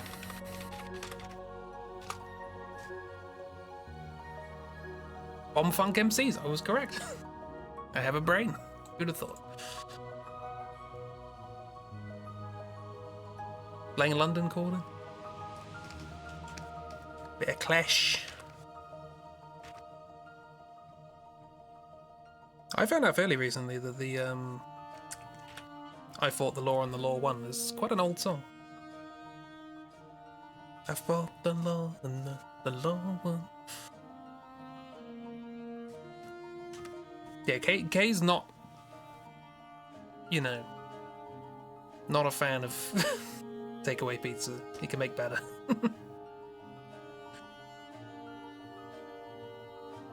What do they do? Yes. Make the boxes and get. You can get like pizza boxes for stuff. Just cardboard one. He's like, I'm not gonna rock your boat too much. I'll still put them in a box.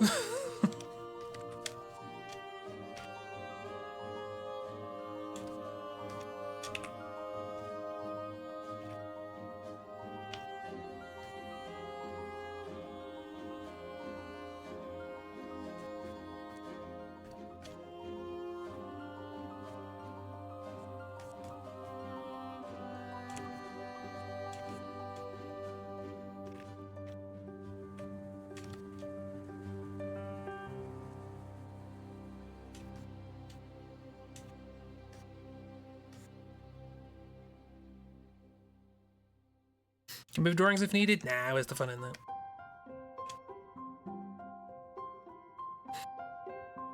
I'd like to point out I'm not squished up against this side, I just haven't drawn much today. It's taken me this long to draw these things.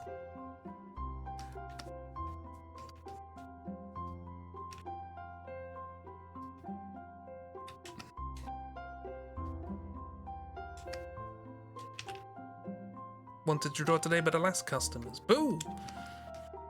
But hey, you did draw. Look at all this. Look at all these things. All these cute faces. And hands.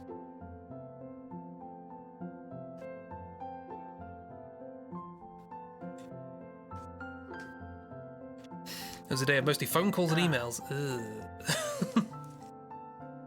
The worst two things to deal with at work. Phone calls and emails. I know, communication is, you shouldn't have to do it at work.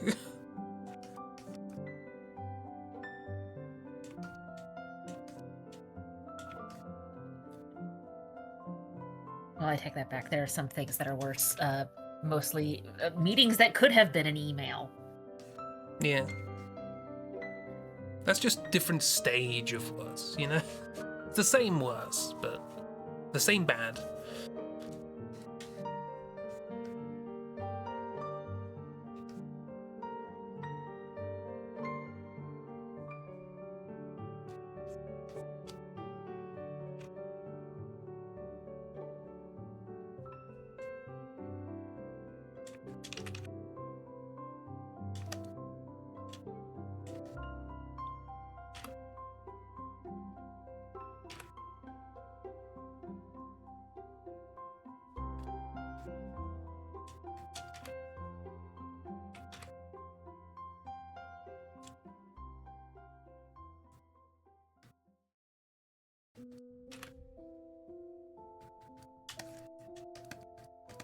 Yeah, unfortunately, I am in a semi-important enough position that there are many meetings that I go to. Now, granted, one of those meetings is essentially boils down to sort of a union meeting, I guess.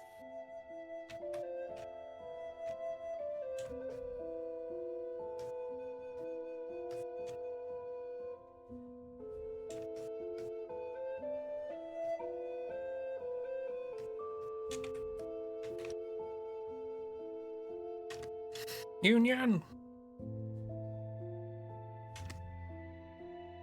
Unionize your workforce, everyone. And if your boss says you don't need a union, that's a pretty good indicator that yes, you do. Okay, I'll get on it then. My boss says there's not much point. But then again, he's just really bad at organizing anything, so I wouldn't trust him.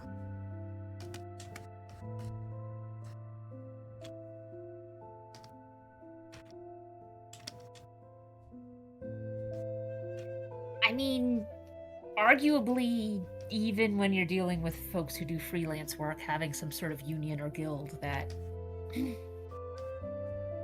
keeps people from being taken advantage of is a good thing, but you are on the other side of the ocean and in a field that I have nothing to do with, so there's not much I can do for you there. I wasn't expecting you to get me a union position. Don't worry about that.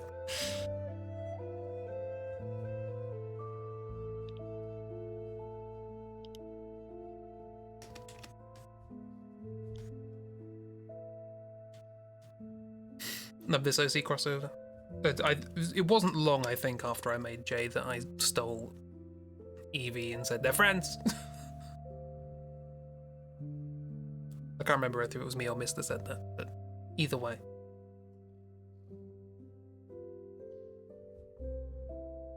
Miss can take the credit and I can take the blame. That's the easiest way of doing it.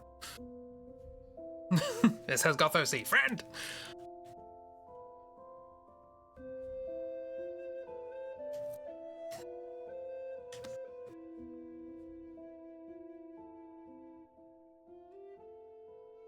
I mean, Jay is, like,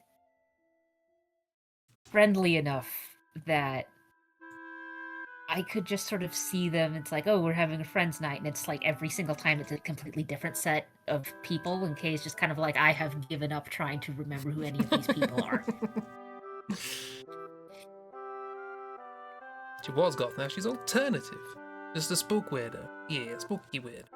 That's basically what Jay's vibe is. Going for the sort of scene goth kind of thing. Not really proper goth. They're too cheerful for that.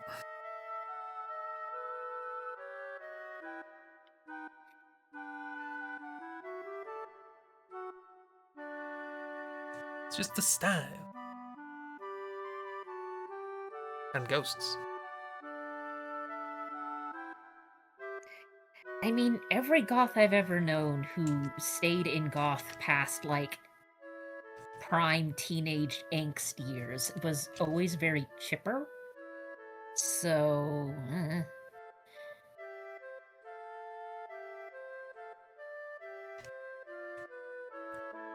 mean, a lot of that could just, come from, like, if you have that kind of, how to put this, security in how you see yourself and how you think about yourself, that you would, keep that consistent. That probably also comes with a certain element of, like, positivity about life. Or at least your own life, anyway.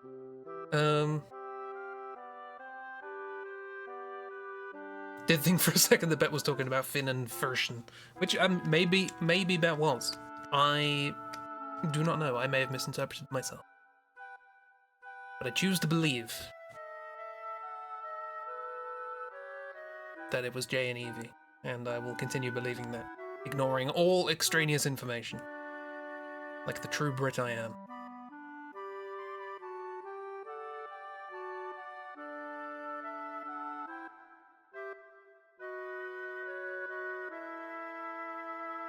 You could be friends with Kay out of your life.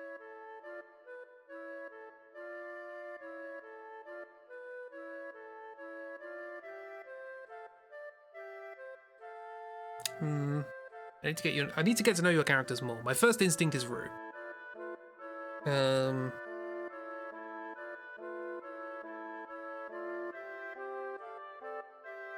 Rue would love cake? Yeah, but we're sorted.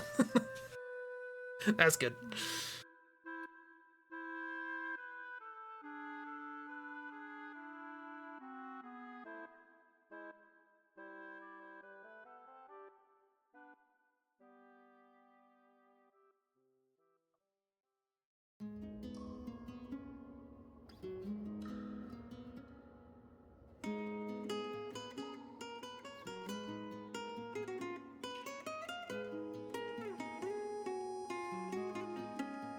Rue would be his mum friend, lots of hugs and lots of good meals.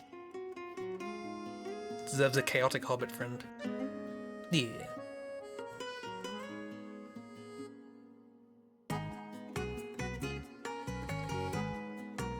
Kay would bring baked goods.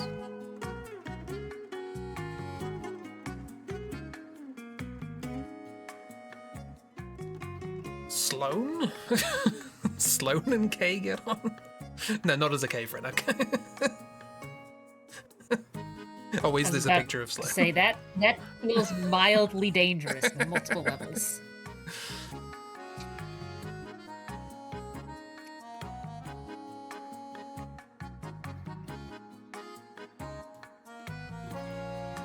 Good luck to them. I mean, if she's still into boxing.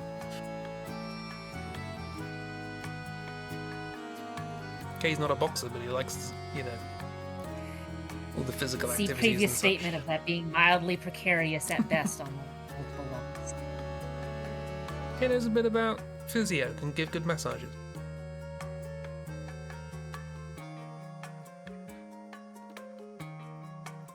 Good, you know, lay you down on a table, gently lift your arm, and then go crack. It's a good time. You go to the same gym, maybe.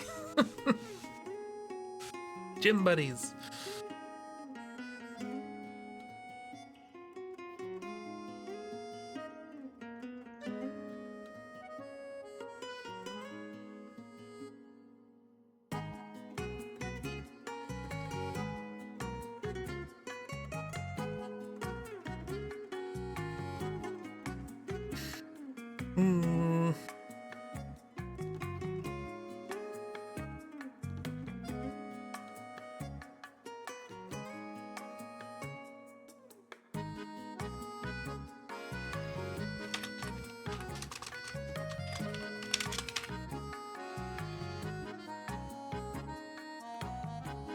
Beep, boop, boop.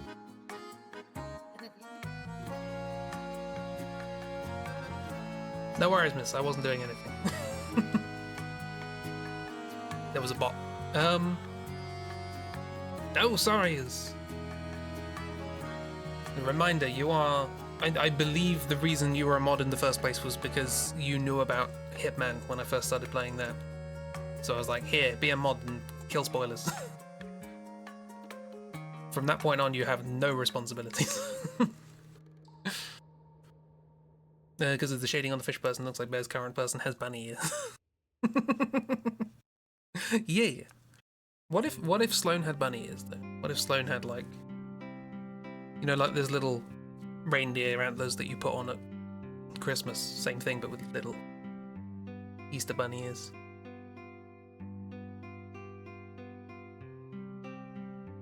I'm sure that would go over swell.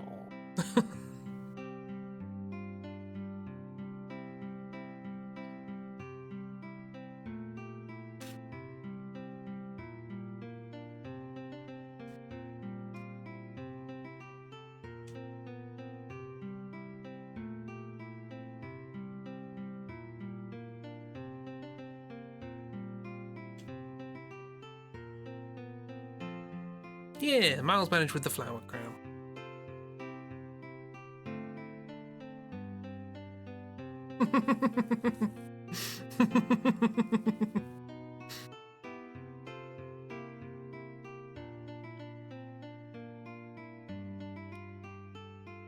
Wolf Sloane and bunny ears. Oh, yeah. wolf in bunny's clothing.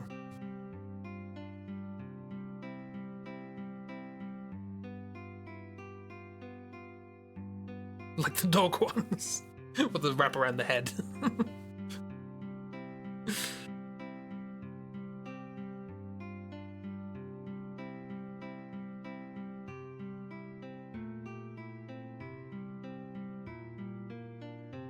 Yeah.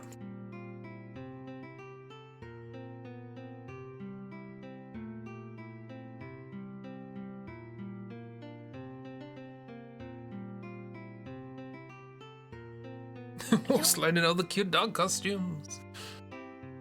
I don't know if most of the cute dog costumes would fit well on Sloane. Just from, like, dimension standpoint.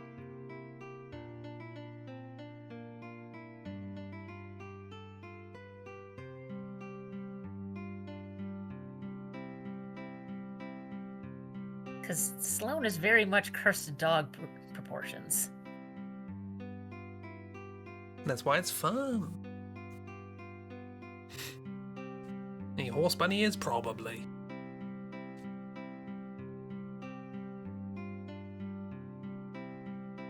Have horse people dressed up their horses as other things? The answer's yes.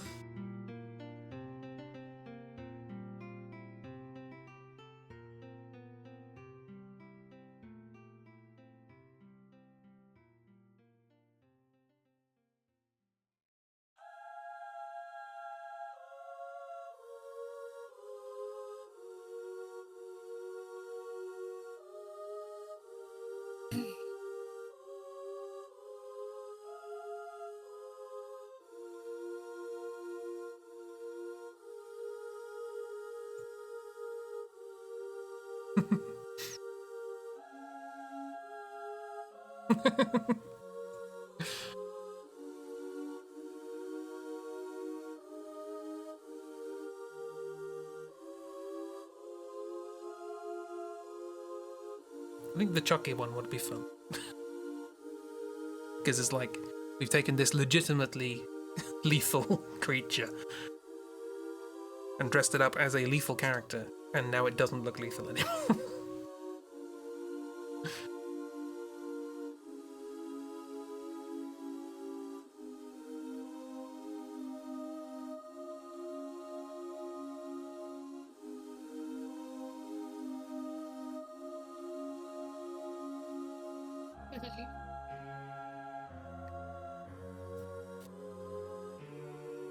I mean, based off of size, that's probably not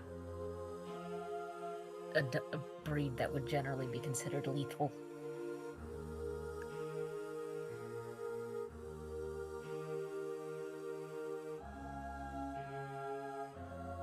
Because that's definitely not a full-size bulldog. Looks more pug-sized.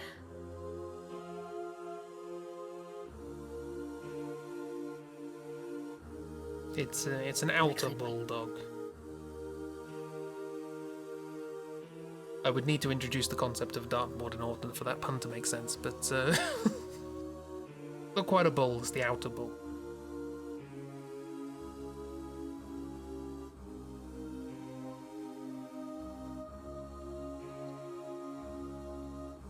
Wow, I do have to say, I am profoundly unimpressed. Thanks, Heindel.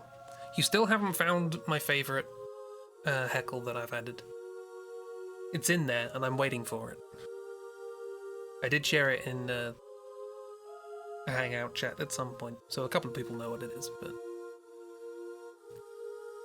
it's gonna be fun. Oh boy. See, the thing is, since you keep adding more and more lines to these commands, it's going to take us longer and longer and longer to find new ones.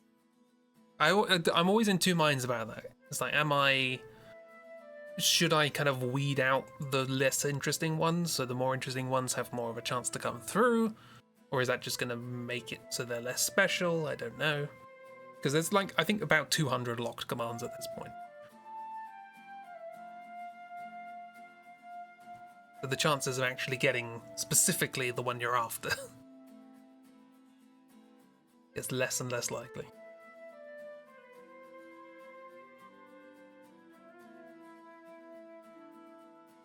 I mean, I guess if you wanted there to be a bit better odds, you could always put them in bins.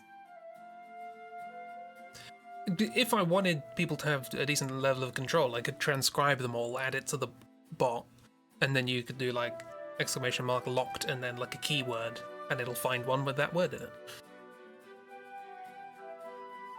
That too. Don't do that.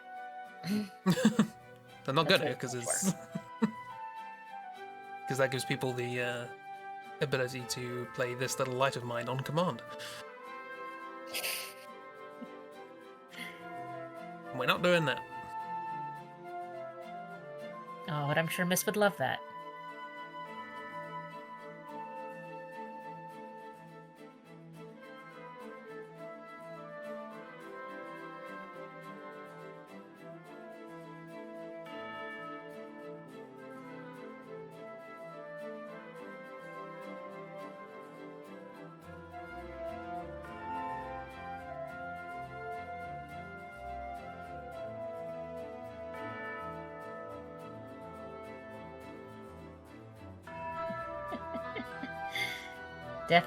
Definitely loves that. Yep.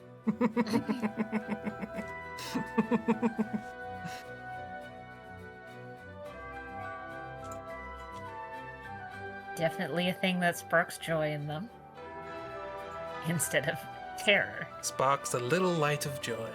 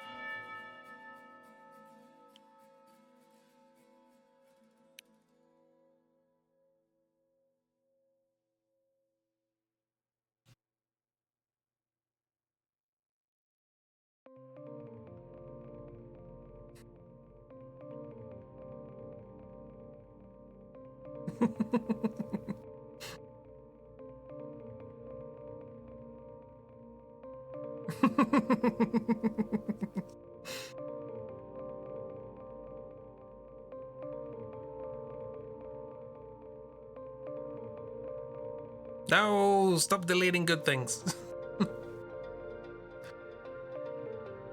How dare you, miss? Deprive us of Yasby.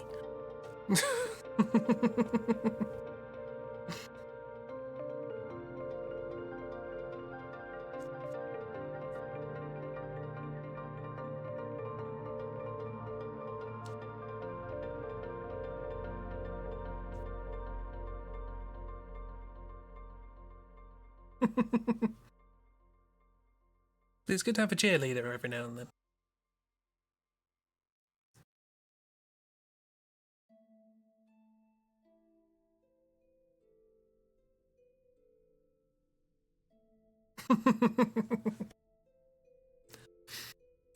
Finwood loves Sloane. Well,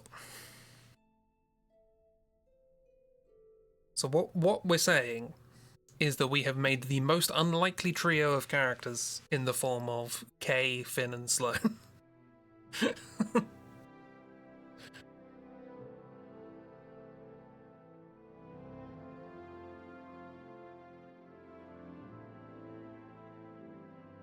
They've both never known a crime together.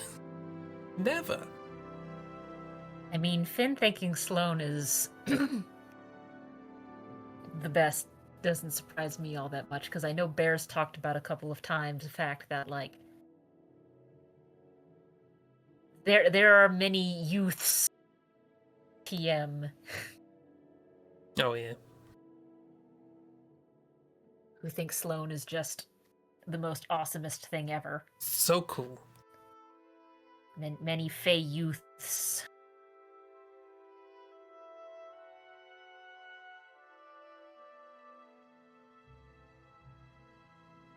Whether that's a good thing or not will be left up to interpretation.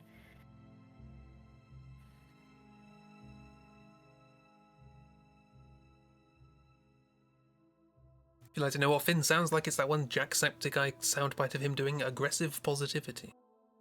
I have not partaken. I also don't know that soundbite. I do know Jacksepticeye. I do not know that soundbite.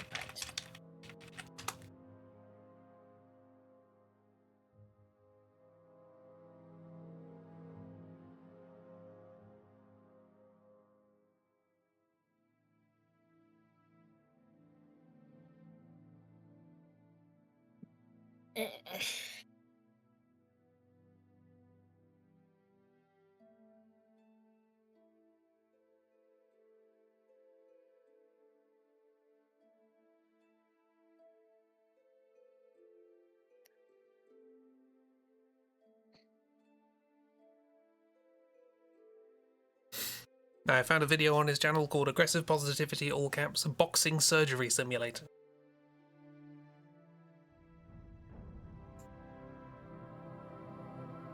Miss has posted a short. That is probably more concise. Shan't listen now, because stream. But will do! I want to hear Finn. Pass, you've only seen this one bit. Fair enough. I always struggle trying to work out what my characters sound like.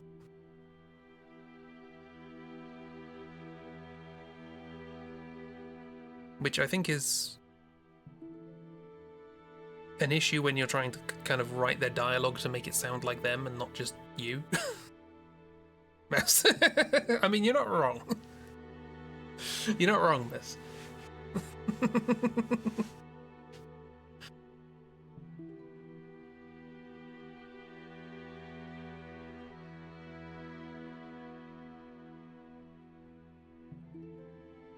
I mean, you love him, and you love to bully him. It's part and parcel.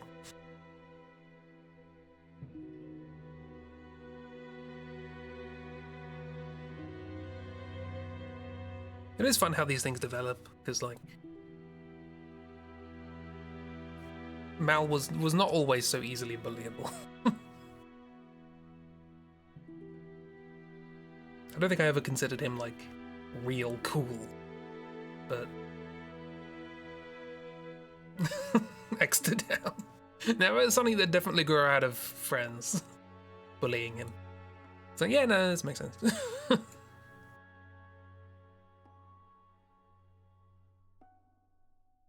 Sometimes you need to throw your characters against the wall of somebody else's personality and see what sound they make when they bounce off.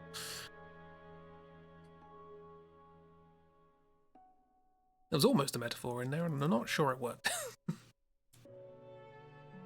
I mean, I'm just imagining like little toy characters throw them against the wall and then just squeaky toy noises.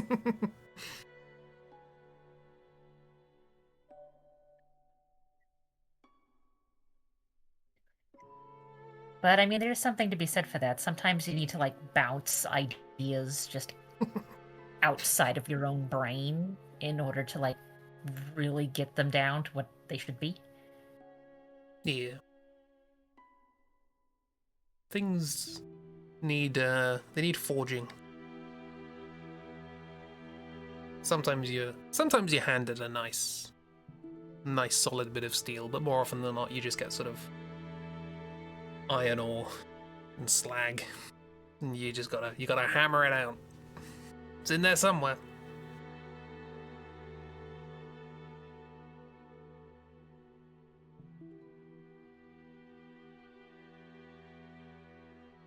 The characters also lie. There's no wrong.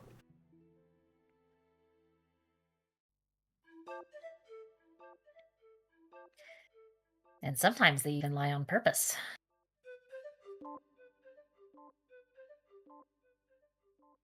Like Mal telling me that he was cool. Finn has never lied. Honest little bean.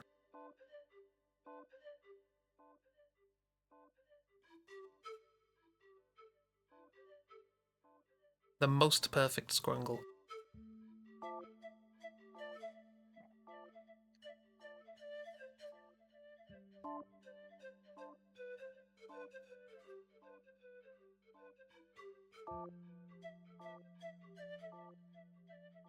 Also, I keep looking at Evie there. Something really nice about it. You doing eyes differently? I can't tell. Nice. She is there. And she is great. Who knows? Looks good.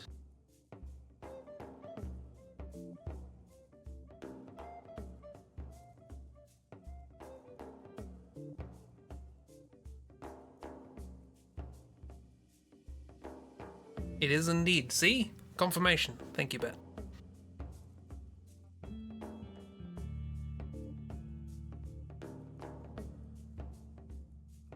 Get loved and appreciated, idiot.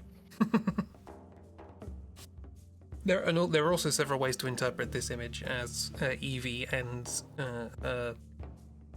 Shoulder, Angel, and Devil both Finn.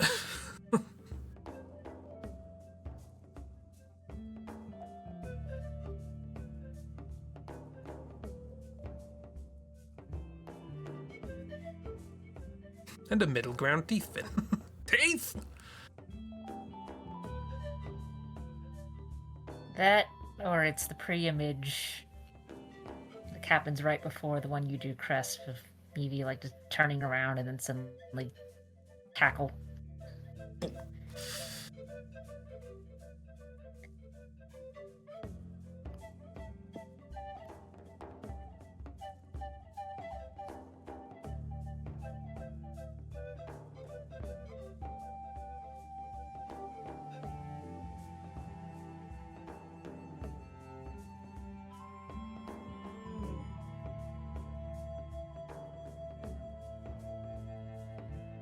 Few people can hug Evie, and Jay has decided that they are one of them. Exactly.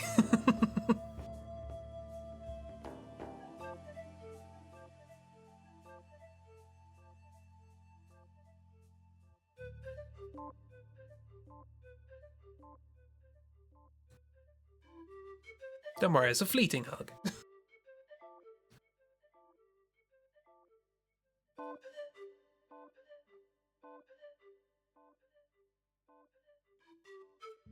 Like, Evie, jump, hug. How you doing? I bought this horror film. Let's go.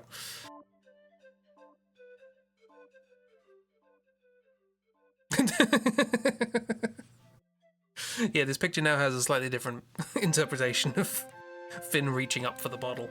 Aha! Yes!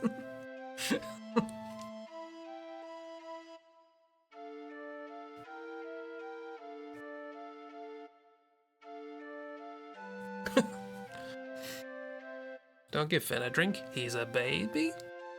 Question mark?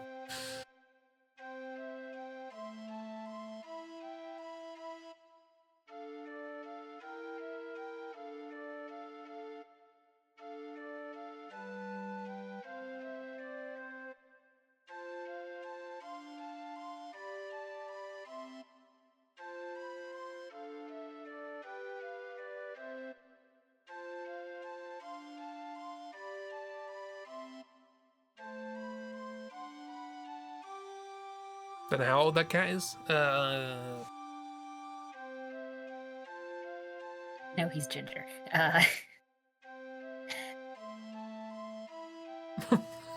He's chinned out underneath all the that. So what you're saying is we need to give him a bath. Good luck with that. Who would be able to give Finn a bath? Sloane, probably. She wouldn't want to, but she's the only one with the power. I'm just imagining Luska grabbing him by the scruff of his neck and just being like, right, we're not doing this. You're washing this crap off.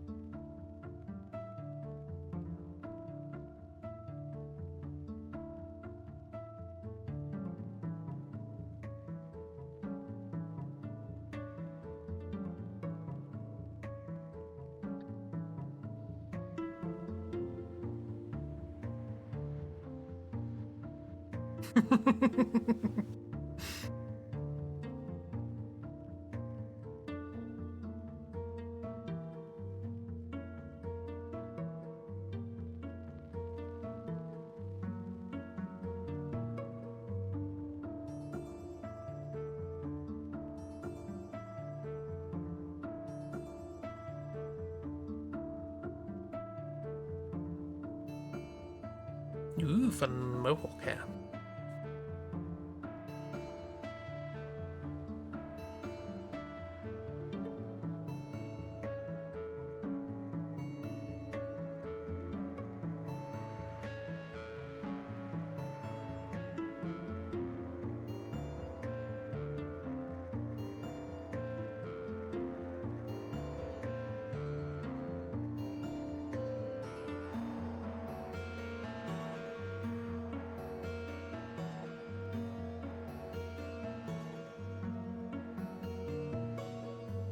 And then we'll shove him in the rage cage to dry off.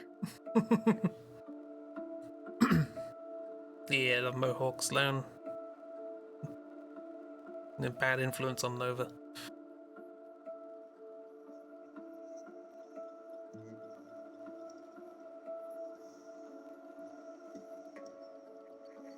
I feel like that's not hard to do. No, not really.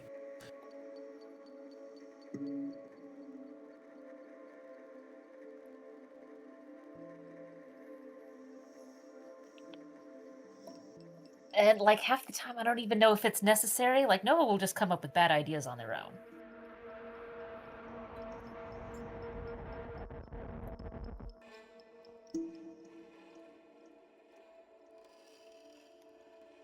No outside influence necessary.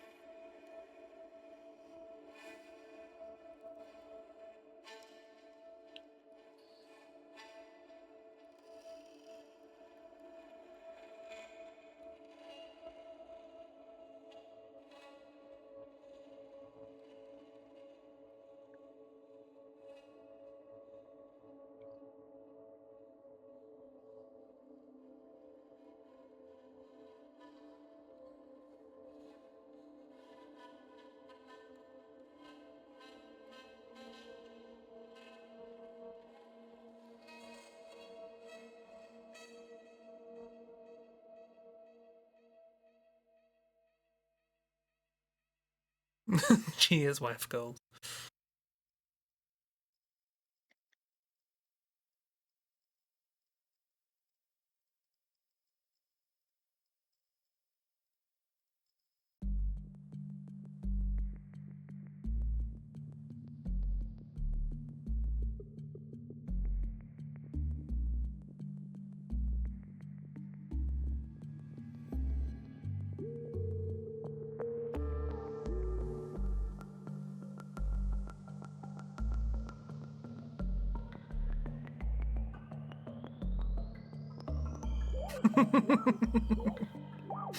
Sorry, I'm just in the swing.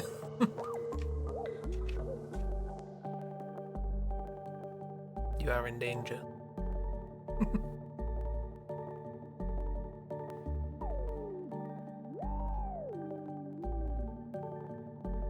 Yeah, hence why he's going into the rage cage to dry off.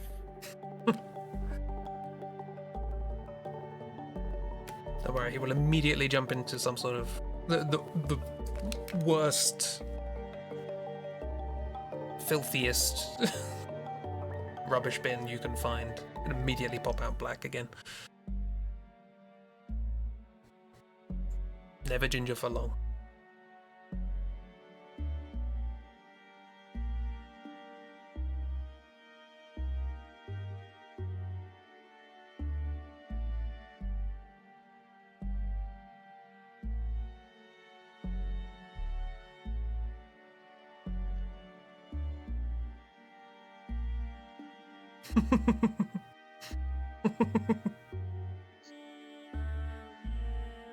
You know what the fun thing is, miss?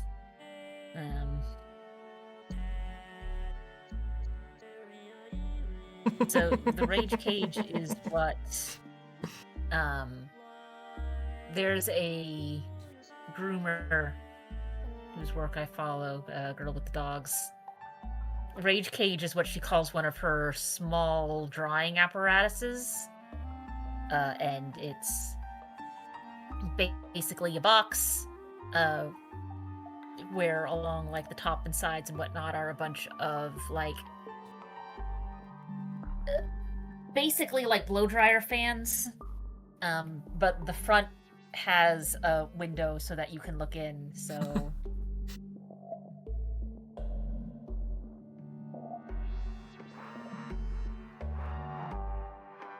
Oh dear. Have a good bit. Thanks for chilling.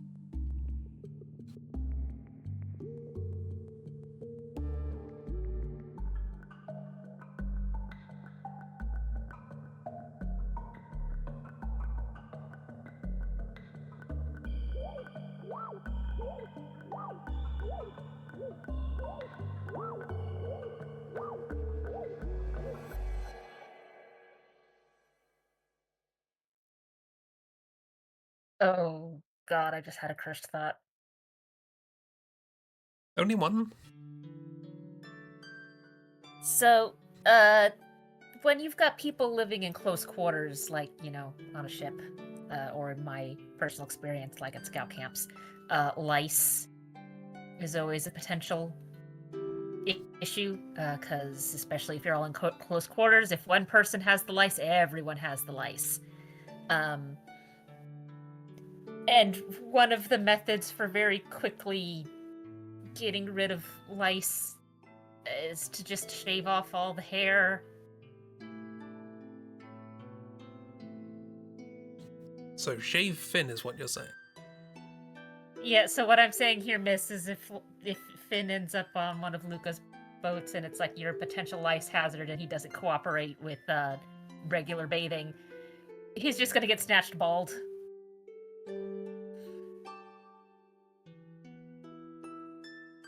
Good luck with that.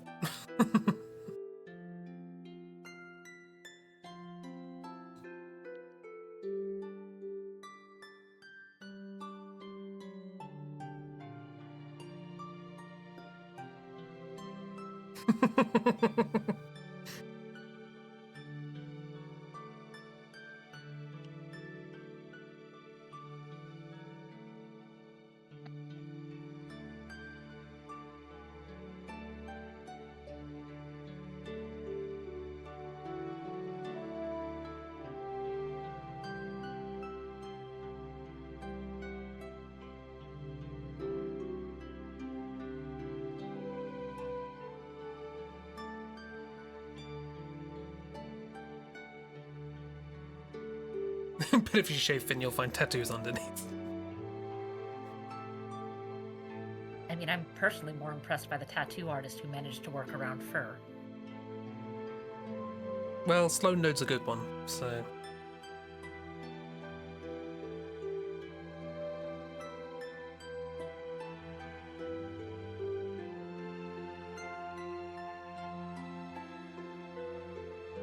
Yeah.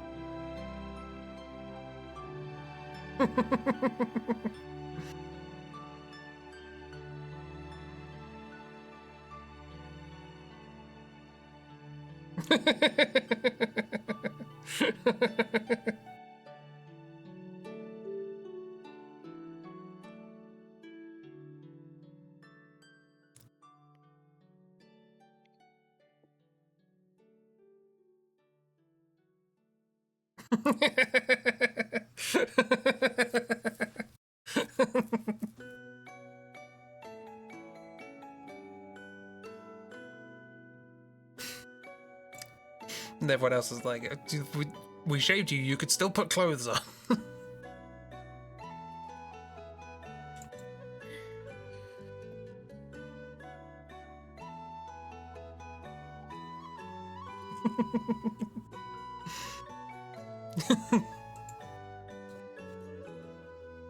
I didn't make no rules.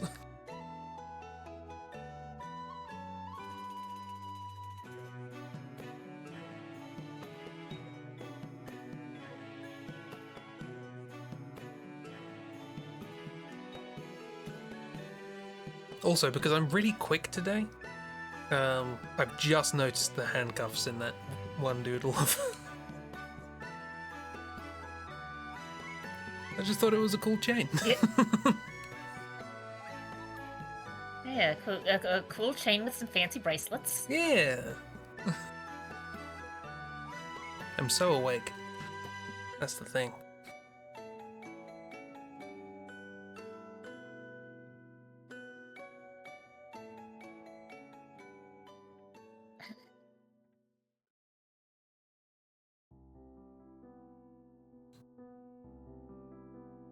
You drew girl faces, yeah.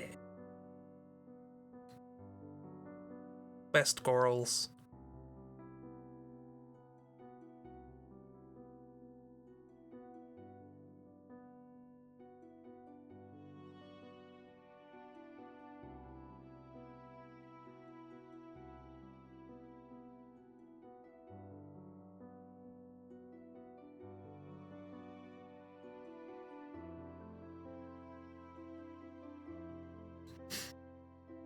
Yeah.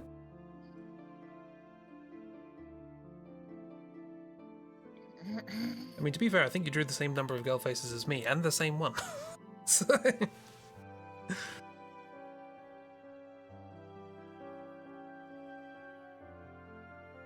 I mean, Jay's flexible. They can count as a girl if they're up for it. I don't know enough about Lenore. Thin as a board for girl. Just like Sloane. Not sure just like Sloane. Sloane's cool is the thing.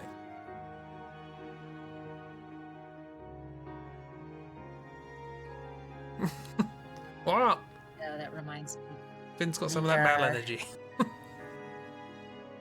person who did the Hades 2 speed run for GDQ, which you should not watch if you don't want any spoilers whatsoever for that game, because there's no way to avoid them completely, even during speedrun. Basically was like, yeah, I identify as non-binary in the sense that I identify as all genders at once. And my sibling identifies as agender, so none of the genders at once. So we balance each other out. And one of the jokes that came up was like, so you stole your siblings' genders. Proper Faye nonsense going on there.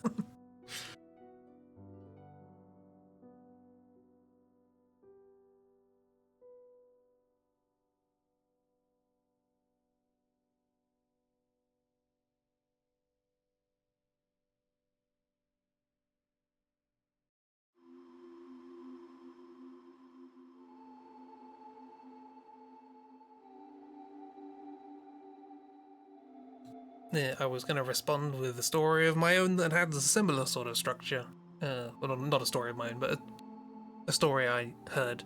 But then I realised that story came from someone we know, and it's not necessarily my place to share it, so there will be silence instead. Because nothing interesting happens in my life. So I have to steal it from everyone else. It's the only reason I'm friends with you all. I steal your stories. Ha!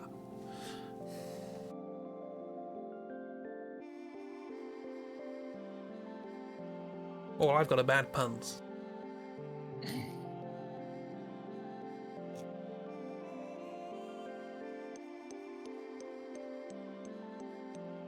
Fair, have them. Haha! Honestly, I think Miss and Dark would prefer to have fewer stories. It's my plan all along. Steal your stories. Or my plot. That probably makes more sense.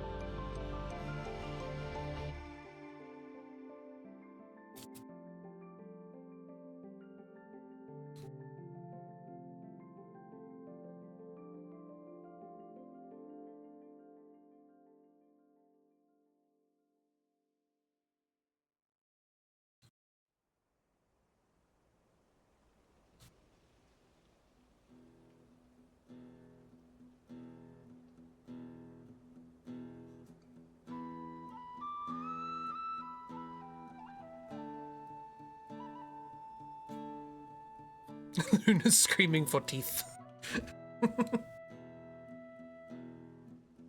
Well, I hope not. She may be screaming because she wants to put teeth in things. That's more of a cat thing. Nyah.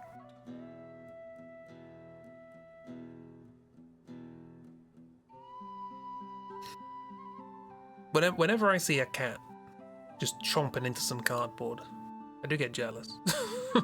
Like that looks like it feels nice.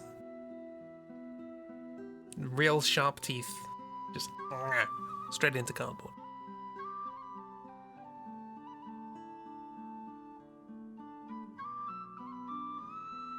I mean, as someone who's cut a lot of cardboard, I don't know if I understand the appeal.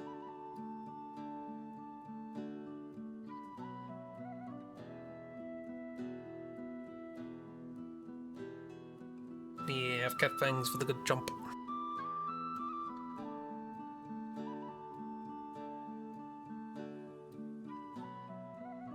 But it might be really nice. Or it might be rather unpleasant. But there's only one way to find out. And that's to have cat teeth, which I don't.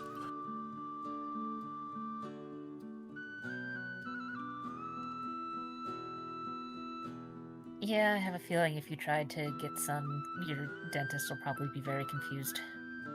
Yeah. They have to hop off soon? That's fine, we'll probably end soon. We're not doing, like yesterday, a 4.5 hour stream. Today's catching up with you. You need a good rest. You did many good doodles. And then some cursed ones. Yes, last night's stream, that's board games for you. Last night's stream was 4.5 hours. We finished at 11:30 my time. Just 12:30 Jeeb's time. A little while. When you're playing board games, you lose track, you know? I was worried that we were going to be so rusty at the game that it would take ages because we didn't know the rules. Turns out it took ages because it just took ages.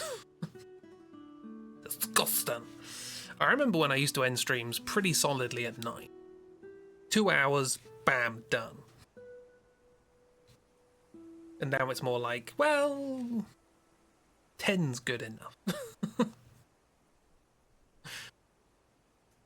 Problem girl guy.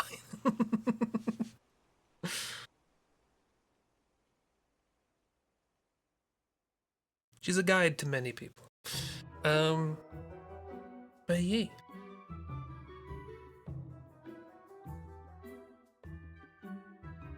I don't think she'd pass the background checks for leading a scout group. I want to know what's baked into those cookies.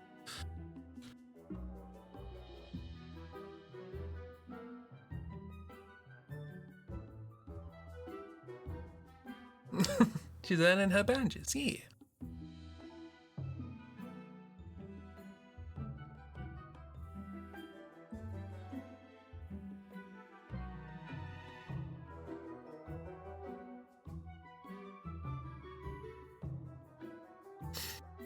Like a good, well-adjusted, well-behaved young lady of the realm. Exactly. Like. not actually one, just like one. Stopping, marvelous. So will we. Swoosh. Many good things drawn, which you can't see now because I swooshed away. Hope people had a lovely chill time. Hope it was a nice swoosh.